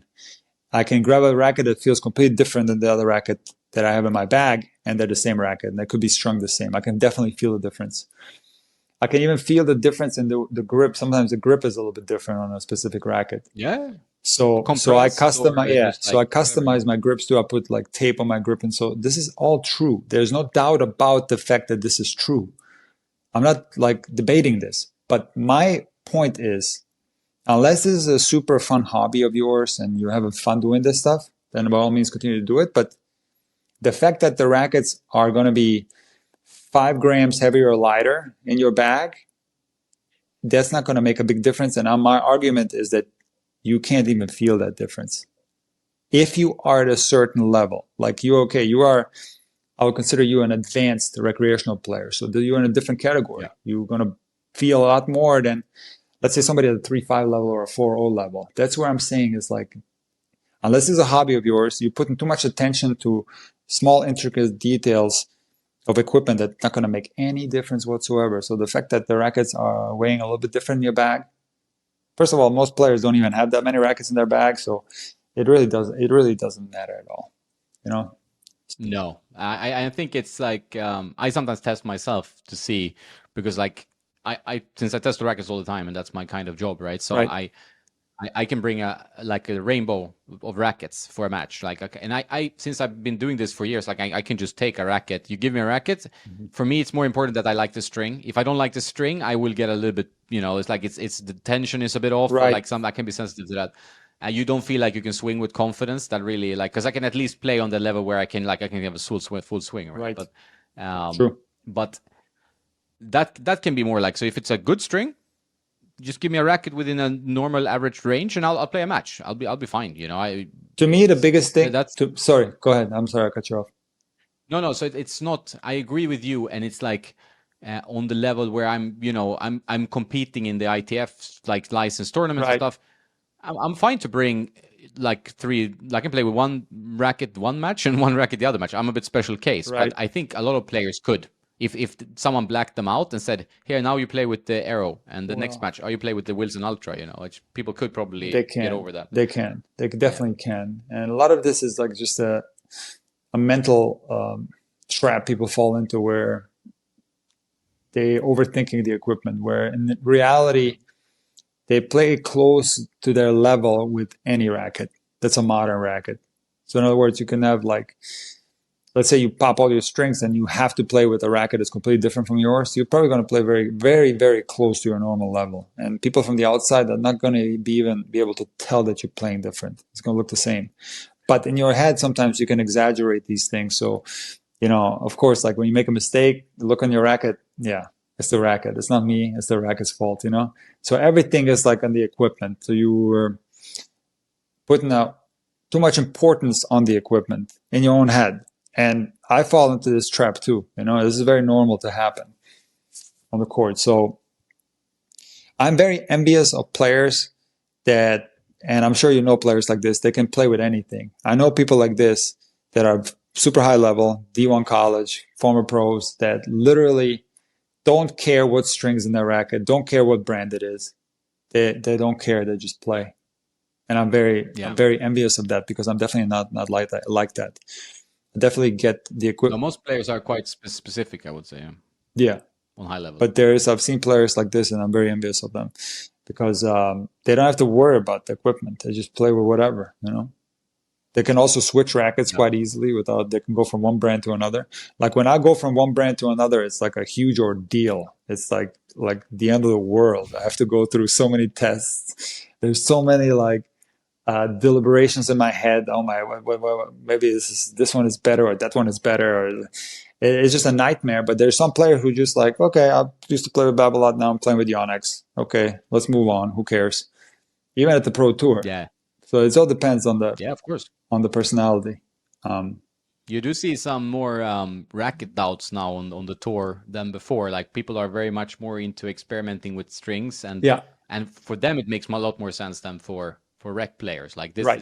this can be different. Like for example, you did a video recently with Shelton and his massive serve, Yeah, and this interesting serve technique.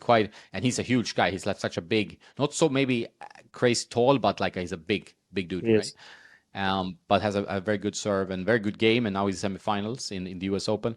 But he's like, okay, he's testing all the different strings of the Yonex lineup. Like he's been like, okay, I'm trying the orange Uh-huh. Politor Pro Rev Pro, and then I'm trying this one Politor Pro with the yellow, and now he added Politor Strike. I think it is in the mains. He's been experimenting the last few months since he switched to Yonex. He's been like all over the place, like with his string setup. What does he play with So now? that's interesting to see.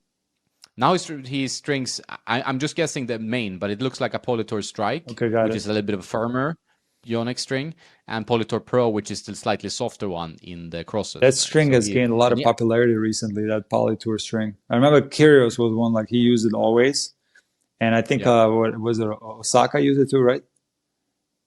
yeah. But she used in the end she played with like a Oh, multi-filament got it. as well, Okay, like a hybrid. right. Yeah, Well, that string, but Casper Ruud, for example, like right. there's so many players use. But I've also seen a trend where a lot of players are switching from Babolat to Yonex. Have you Yeah, seen this?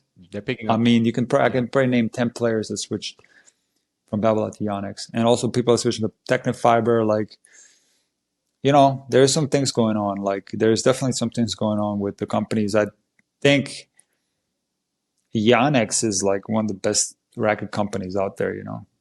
Like it's just Yeah, they're doing a great the job, like quality with the control quality is control very good, and the products. Yeah. very good. But I can't use them. I try. I would like to play with it, but I can't.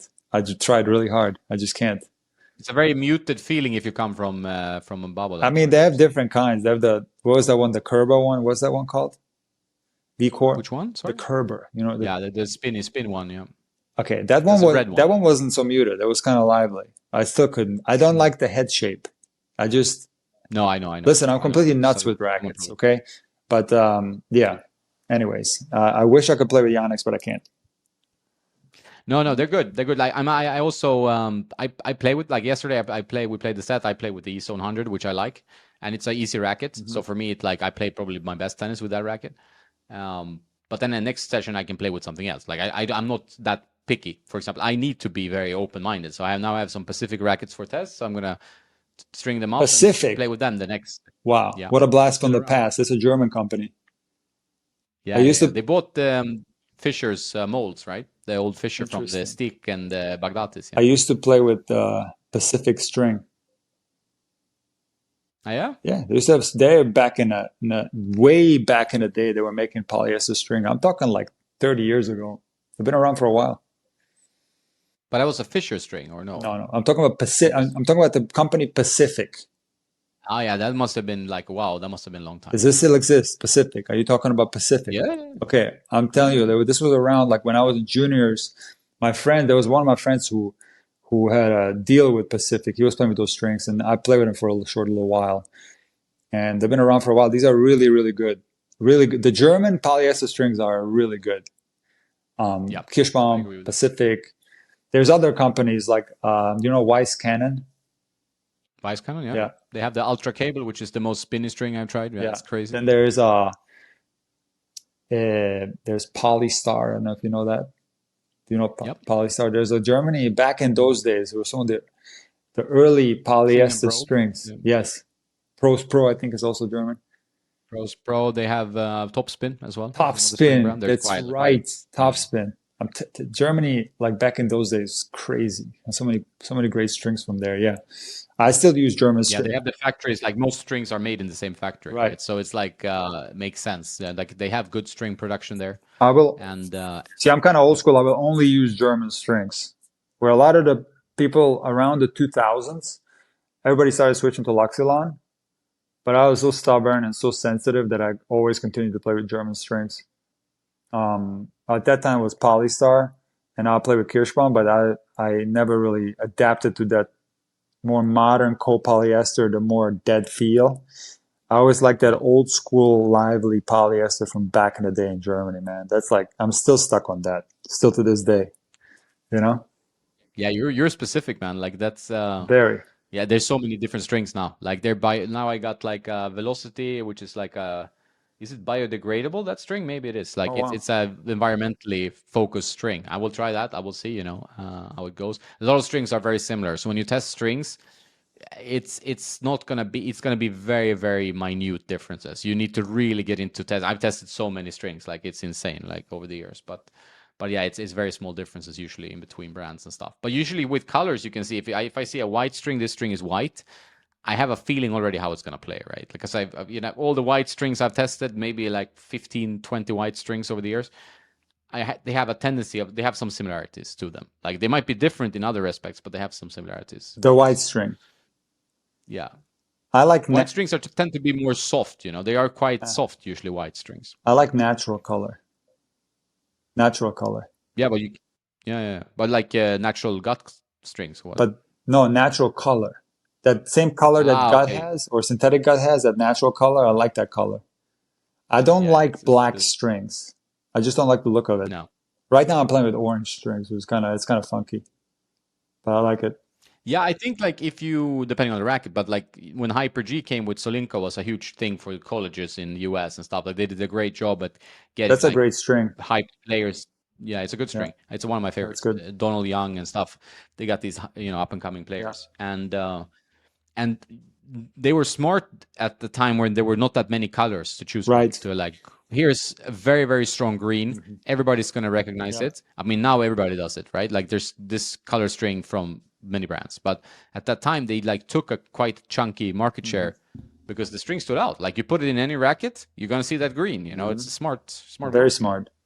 I remember back in the day they had like I forget the company name, but it had these strings that had all kinds of colors. Do you remember this one? It had like, Yeah, Prism, like Prince or I what? don't Like the know. print they had like It had like yeah. 20 different colors of string. You put it in your racket and it looked like a painting or something. It looked like so many different colors. I think it is Prince did it with Prism. They had like it looked like the rainbow, Yeah, right? something Like like that. the racket looked I like a remember rainbow. that. Yeah, Yeah. Yeah. very strange. Very strange. I never properly tried that one. Like I don't know about it, but I never tried it. Yeah. Yeah. I do like testing strings. I do like it. But if you're so like I really feel for people like because I talk to a lot of pros as well, like over Instagram or when I'm at the tournaments, and pros are usually very like specific. Some of them are very open and like to discuss. But I feel like this string loses tension. I feel like this string is very springy. I feel like this string, you know, has like a nice grab, but it hurts my arm. You know, like the pros have Of course. lots similar issues. You know, so they can really into the string and the tension. You know, so they can be even like too much with the tension and also when the time the time the stringer strings the racket. So some guys that I know they're like ATP top 50 guys like. You know, I want it strung at 4 the day before. You know, like that's what they want. Like they are really specific on how they feel the gear. You know, and for most, like for me, I wouldn't care about that. For example, like you know, I test racket strings all the time, but I wouldn't be like, oh, I'm gonna string this at 4 and let it rest because I have a match in the ITF Seniors Tour tomorrow. You know, I'm not gonna do that. I'm gonna just bring a bunch of rackets. You know, You know what I do? Old no, school. This is the most old. you walk on your Say racket. again? You walk on your racket Well, like yes, Bjorn. of course. I do that sometimes. They're too tight, but I will play with my rackets until they break. And Ah, method. Yeah. people don't realize this because now strings last forever. These modern strings will simply not break. And I have some recreational players that have like the same string job on their rackets for like a year or 2 years, you know, because it will never break. But back in the day, even polyester used to break quite frequently. So I am still in that old school mindset where I play with the racket until it breaks. So unfortunately, this is not the smartest thing because the modern strings, they go dead very fast. They go Very very fast. fast. So you have to restring your rackets more frequently than ever before. But I don't. No, I really feel a dead string. Yeah. Like one of my things that I usually do, I like I'm very string sensitive in that sense. Yes. Like I mean, I like many strings. I could have like, okay, a top list of 10, 15 strings I can easily go and play with.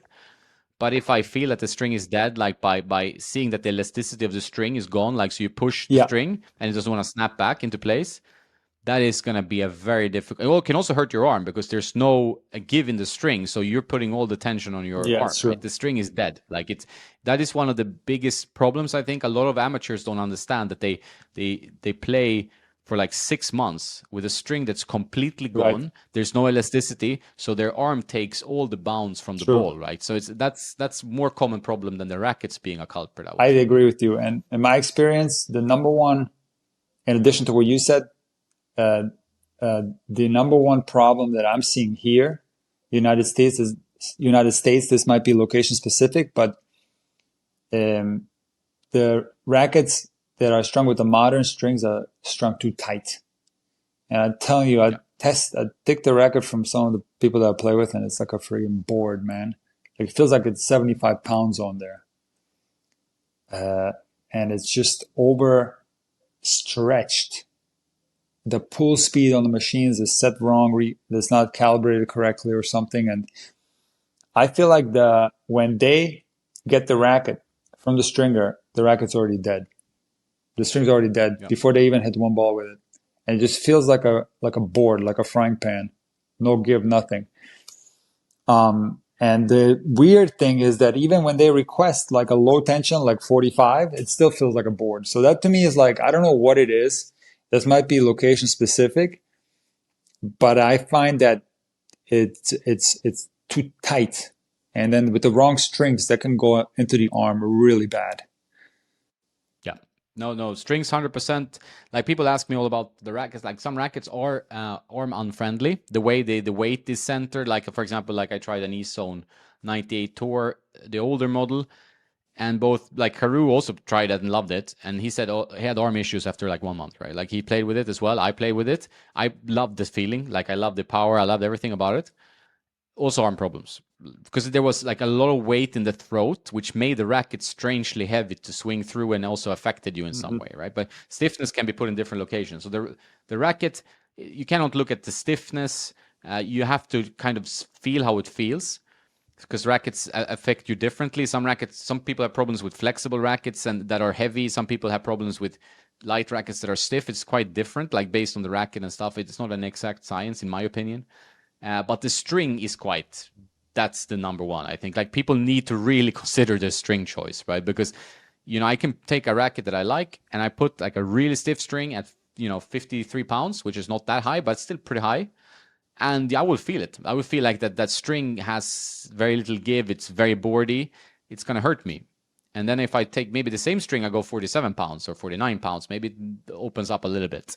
Or I take another string, I can string it at a pretty high 51 pounds and it feels fine. So you have to be a bit smart with how you string. And I think for most players, like my tip is just start quite low and then you see if you can control the ball with that and learn to control the ball if you learn to control the ball with a lower tension, that's also going to gain your tennis because you're gaining like that understanding of adding spin and stuff. For a lot of rec players, I think that could be very good, generally.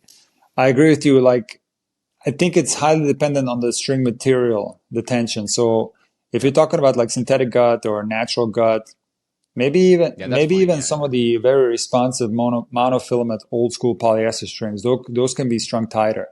But if you get let's say you play with like Alu Power because you saw that that the most players in the top 100 use that string, and you put that string and you tell the stringer, I'll give me like 58, thing comes back like 65 from the stringer because the stringer machine is over calibrated. And now you're playing with a string that's already dead and you strung it too tight. You overstretch the thing on the stringer. The thing is like a board. You're bound to have problems with your arm. While that same type of string job on a different string might be just fine. So it's like the choices you make when you select strings, very, very important, extremely important. And there's vast differences, as you know, in the polyester strings between the monofilaments and the copolymers and all that. And you just have to find something that you like, stick with it, and the tension has to be comfortable for you, because I agree with you 100%. I feel like the strings, the tension is probably more of a factor for pain than the actual racket. I agree with you. Yep. I 100% believe so, because I think a lot of players, and I do these consultations all the time. I do them online. I do them with players I meet on the clubs. And a lot of players, like they have a powerful racket, and since they can't control the ball with enough spin, because they play it kind of flat, they go really high in tension. So they have now a power racket, which is quite stiff. That could be fine. And then they have a really high tension, and it's with like 57, 59 pounds. And they like come with the elbow brace, classical, like this 55-year-old guy with elbow brace, right? You see them all the time, right? And I'm like, hey, you should really try to go. There can't be that this 559 pounds with this. Like, then you have to go for a multifilament or a gut, synthetic gut, right? You have to go for a softer string, because otherwise, this kind of problem is going to keep popping up. Sure. Like, and you see a lot of them, like they keep getting the same issue. They get off tennis, and a lot of them have this idea that, I just stopped playing tennis for 3 months. And I'm like, You shouldn't have to stop playing tennis for 3 months. This is not a good thing. They go back, use the same racket, then they stop again for 3 months. I'm like, what is? It's no sense at all, right? I used to play with Wilson Hyperhammer 5.2, which is 95. Yeah. And then I switched to Babolat Pure Drive, which is 100. And I always thought like 95 is my size. That was like what I play with pretty much. I wouldn't say in juniors, so probably a little bit smaller, probably like 90, but like 95 was like my perfect racket head size. Remember the old Pro Staff was that size. Most rackets were. Yeah, I love that. That was my racket when I got like back to tennis. Most rackets were that size, and then kind of Babolat broke through with the original pure drive, and they kind of changed the game, and then everybody else started doing 100 inches, right? And Prince, I guess, was doing it before with oversize, with 110. But once I switched to 100, and then for fun, I did a video like where I was playing with old rackets. Man, I tell you, I cannot play with 95 ever again, because now I've gotten used to 100. So it's like, it's basically, it's your preference that's going to mess you up. So like, But it's also like for most rec players, like it's like I test everything, right? Like I played with like a session with a mid-sized racket with an ex-ATP player, like he's older than 50, but still strikes a good ball. Super fun to hit with a mid-sized racket. But I don't go to a competitive tournament like I played this weekend, you know, with a mid-sized racket. It's no chance. Like I will be eaten up, right? I need a 98 or 100. Like this is this because like this the lack of power you get if you play someone who has decent strokes, like on a high. I mean, this is pretty high level. I would say I'm playing 5-0. Like the quality was 5-0, I guess, right? Something like that. And then they have enough tennis to, if your shots are too weak, you can't push them back, you're gone, right? So you need a little bit of help from the racket in that sense, right? I agree. I do think a larger head size provides a lot of benefits. That's why, I think it's definitely easier to play with. It's easier playability, no doubt about it. And I feel that in my game, like I can't ever play with 95 ever again. I'm done. Like I have to play with 100 now. Yeah. And also, like you're gonna get so much more out of your serve. For example, with the type of pure drive or stuff like, or an ESO 100 or whatever, like you're gonna get more of the. If the serve is very important to you, it is. I think it's worth considering. Right? What about I know in your case, you like you have a very good serve. It's also the case where I can't really move. So if I don't have my serve, I don't have anything. You know, you can throw me in the garbage. Yeah. But have you heard about the Bubba Razor? Yeah, 137. The big one. That thing is that. I think that's my future. Something like that. That's going to be my future. But it's funny, like, because I was always like a little bit like, because I started with the 95s and I always enjoyed the mids. And then, being that generation, and then this transition to bigger head sizes took a long time. Right? I had to really adjust a little bit how I think about tennis or what I enjoy, more spin I put on the ball and stuff like that. But then, like, I have, like, my friend Sergio, he runs an academy here. He's 53 maybe. And he played also ATP. He was 100, 200 in the world, something like that, on his prime, I think. I'm not mistaken. A good player, has his own academy here. And he's just like, he plays with 104 blade, like a Wilson. He's weighted it up, like, because he needs the Serena racket. It's the lighter than Serena. Serena's is a bit heavier, but he's using a lighter one, and then he adds weight to it. And it's a little bit longer, but it's a 290-gram racket from the start. So it's very light, 104 square inch head size. And he hits with guys who plays futures, a friend of mine who plays futures, who I train with sometimes.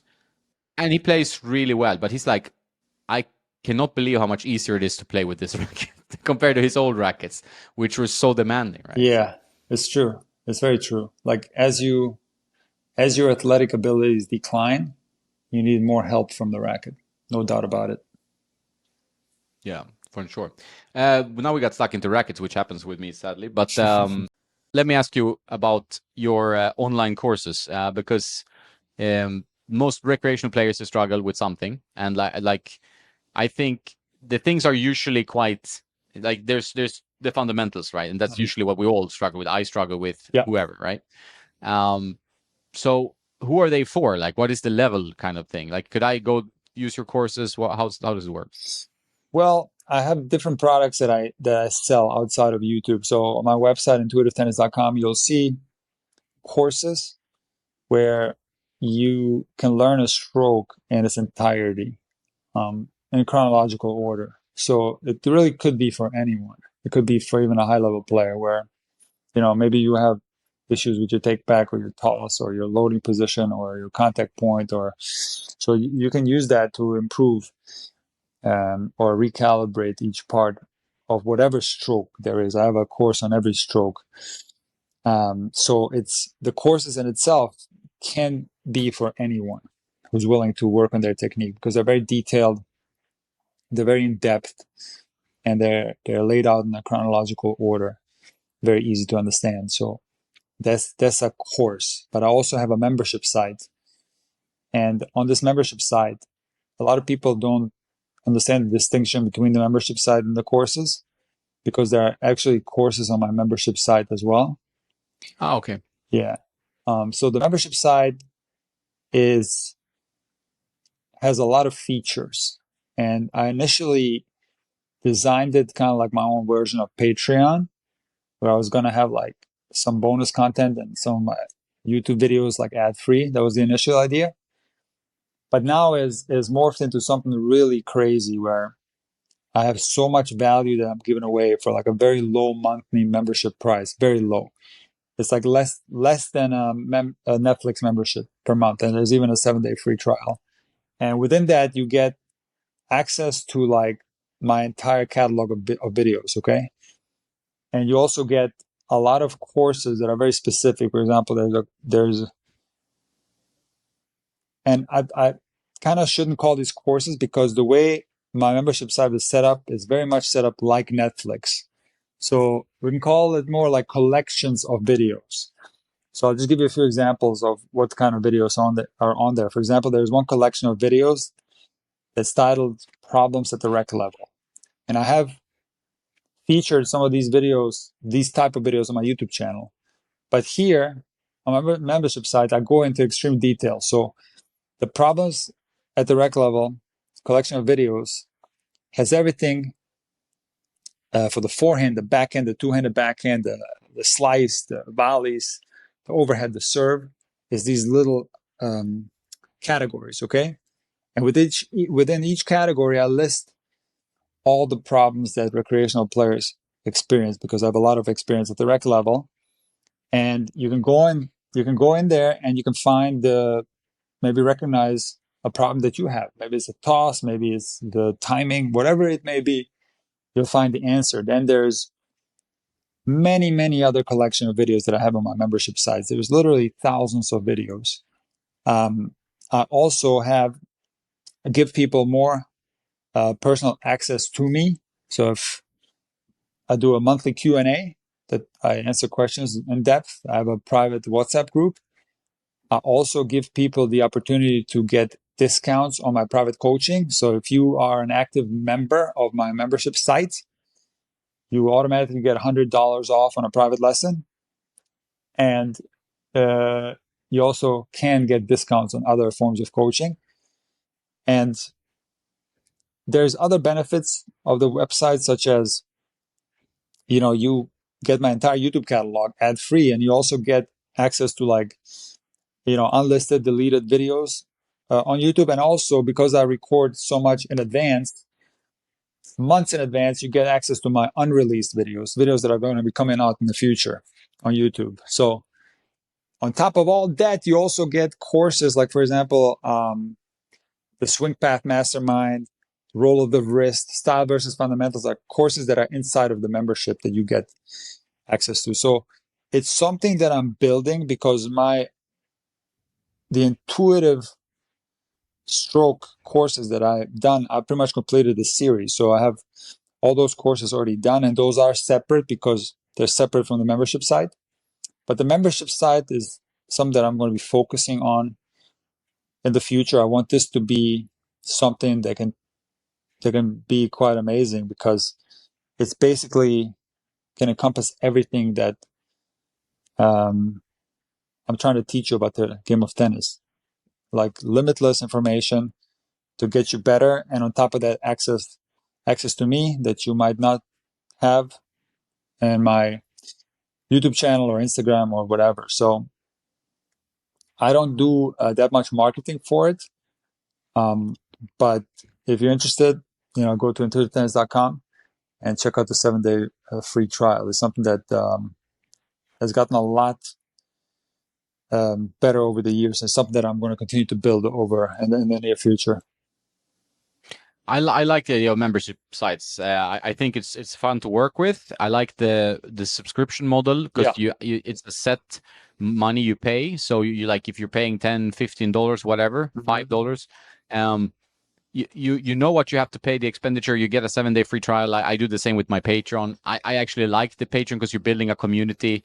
Patreon as a platform, I don't know. I mean, I haven't tried any other platforms, but I like having the membership side. I think it works. You can give more of yourself. Like I have chat function. Like, I mean, you have a WhatsApp group.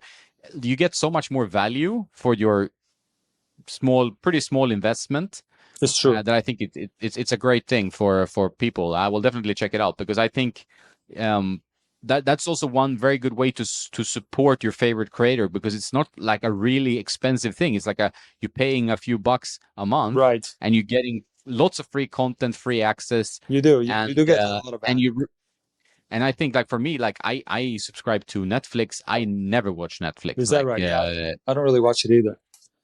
So I could easily like remove that and rather subscribe to something else. And there's people Substacks and stuff now. So I think it's the right time to do it. And I will check it out. The thing is, like, what people ask me, like, why not just put all that on YouTube? Like, people don't realize that you don't have that much freedom on YouTube. Like, you can't just throw stuff there against the wall. Like, YouTube is very specific in what works or doesn't work. And if you start putting garbage out there and your views start to dip, they can like ruin your channel. Like, people don't realize how difficult it is to run a YouTube channel. So, for example, I have a documentary on my website where I gained weight on purpose and then lost weight in a 2-month span. And I recorded myself every day on what I ate and how I lost the weight. It was like over an hour documentary. I can't put that on YouTube. Nobody's going to watch that. More like blog style. So, like, I can do on my website whatever I want. I can put that up there. I can do like a video that's like 1.5 minutes. I can do a series of videos that are 1.5 minutes, blast them all out in one day, give them to the people in one day so they have them. I don't have that freedom on YouTube. You can't just do whatever you want, as you know, because the algorithm is very specific. And if you want to have success on YouTube and not kill your channel, you have to be smart. So that's why people, when they run their own content on their own sites, they have more freedom to do whatever they want, and I think that's great. Yeah, I'm the same. Like, so my Patreon is my notepad, so I'm completely raw and open and completely unedited. And if you want to see like these rackets might be revealed or the first impressions of something, I do that. Like, I feel like I can just write a blog piece, publish a video, put some images. While with YouTube, you really have to think about what you're putting out there. Like it's like you said, you put a lot of hours into a video and it totally tanks and it hurts your channel. So it's not really like that. It hurts a lot, man. Like if you maybe one video won't do much, but if you start like doing bad content, this can have a really bad effect on your channel. Like, you can kill your channel. Like, if you start doing really bad numbers, because the algorithm is like, somebody once said, it's like the algorithm is actually really dumb. Like, it's very simplistic. Like, okay, like, they don't care about this channel anymore. There's no more views. Let's not suggest it that much anymore. And now you're like, it creates a cycle. So I do think the YouTube is very difficult. You have to be very careful with what you put out there. Yeah, 100%. I'm gonna let you go and pick up your daughter. I always love talking to you, man. You're no problem. You're a source of wisdom and also a chill guy. Anytime. People really enjoy your podcast, so I think you're doing really good, and I'm your number one fan. There's a lot of tennis podcasts out there, and you're my number one. You're my favorite. Thanks, man. This is what I tune into you more than the other guys. I'll tell you that much. I appreciate that a lot. Yeah. Well, thanks, man. You're helping out. Sure. You take care, man. Have a nice one. You too. Say hi to your daughter and take care. Sure will. Take care. Bye-bye.